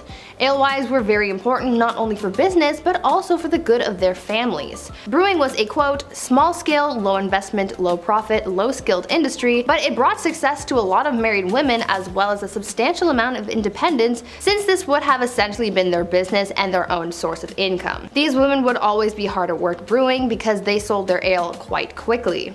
Ale didn't have a very long shelf life, and so they would make and sell their beverages quickly to keep up with demand and to compete effectively with others in the trade. Eventually though, the alewife was extinguished by the 15th century as brewing became more commercialized and people sought to take the independence of women away. And finally, at number 1, alchemist. As you can probably imagine, science wasn't all that advanced back in the Middle Ages. There wasn't really much understanding of how the world worked.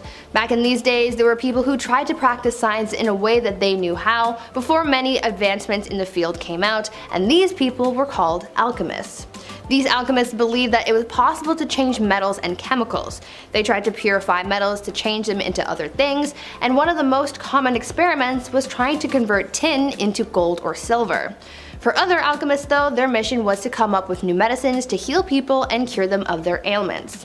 Alchemists were quite popular until the 17th century as the ideas behind alchemy were replaced by the science of chemistry. I guess you could say that alchemy walked so that chemistry could run.